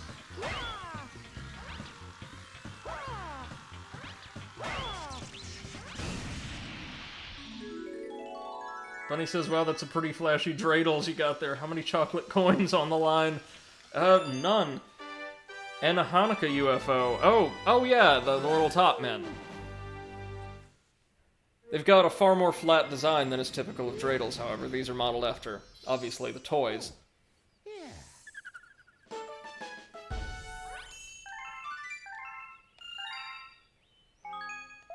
Now, our comet mission should be available, and you ain't gonna believe this. No? It's not? Well, where is our comet? Is there a comet available anywhere? I suppose not.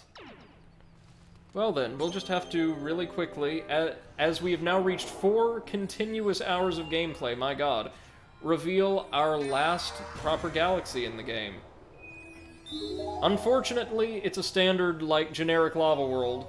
Fortunately, in terms of gameplay design, it's done insanely well. It's the Melty Molten Galaxy. I actually like this one despite myself. And that's where we're going to leave it for tonight. We're going to come back in a couple of days to tackle this galaxy's 3 stars, the last hidden Luma. Oh yeah, Bunny, I get you, totally. And I'm down, totally down. We'll be back to explore the last little remainder of main game content available in the game, tackle Bowser one last time, and then get as many purple coin stars as we possibly can. Some of them are time-consuming, so fingers crossed we'll be able to knock it out in one more session. Until then, a huge thank you to everyone who's joined me, either in chat or on voice commentary this evening. Please feel free to check out the podcast that I've linked several times throughout the broadcast, The Overanalysts, available on just about any platform of choice. I host with my good friend Seth the Overwitch and Comrade Potato. And until next time, thank you all so much, and have a wonderful rest of your evening. And Bunny, to answer this last question, I don't think so. I think the theme here is just lava, but we'll see. Take care. Bye-bye.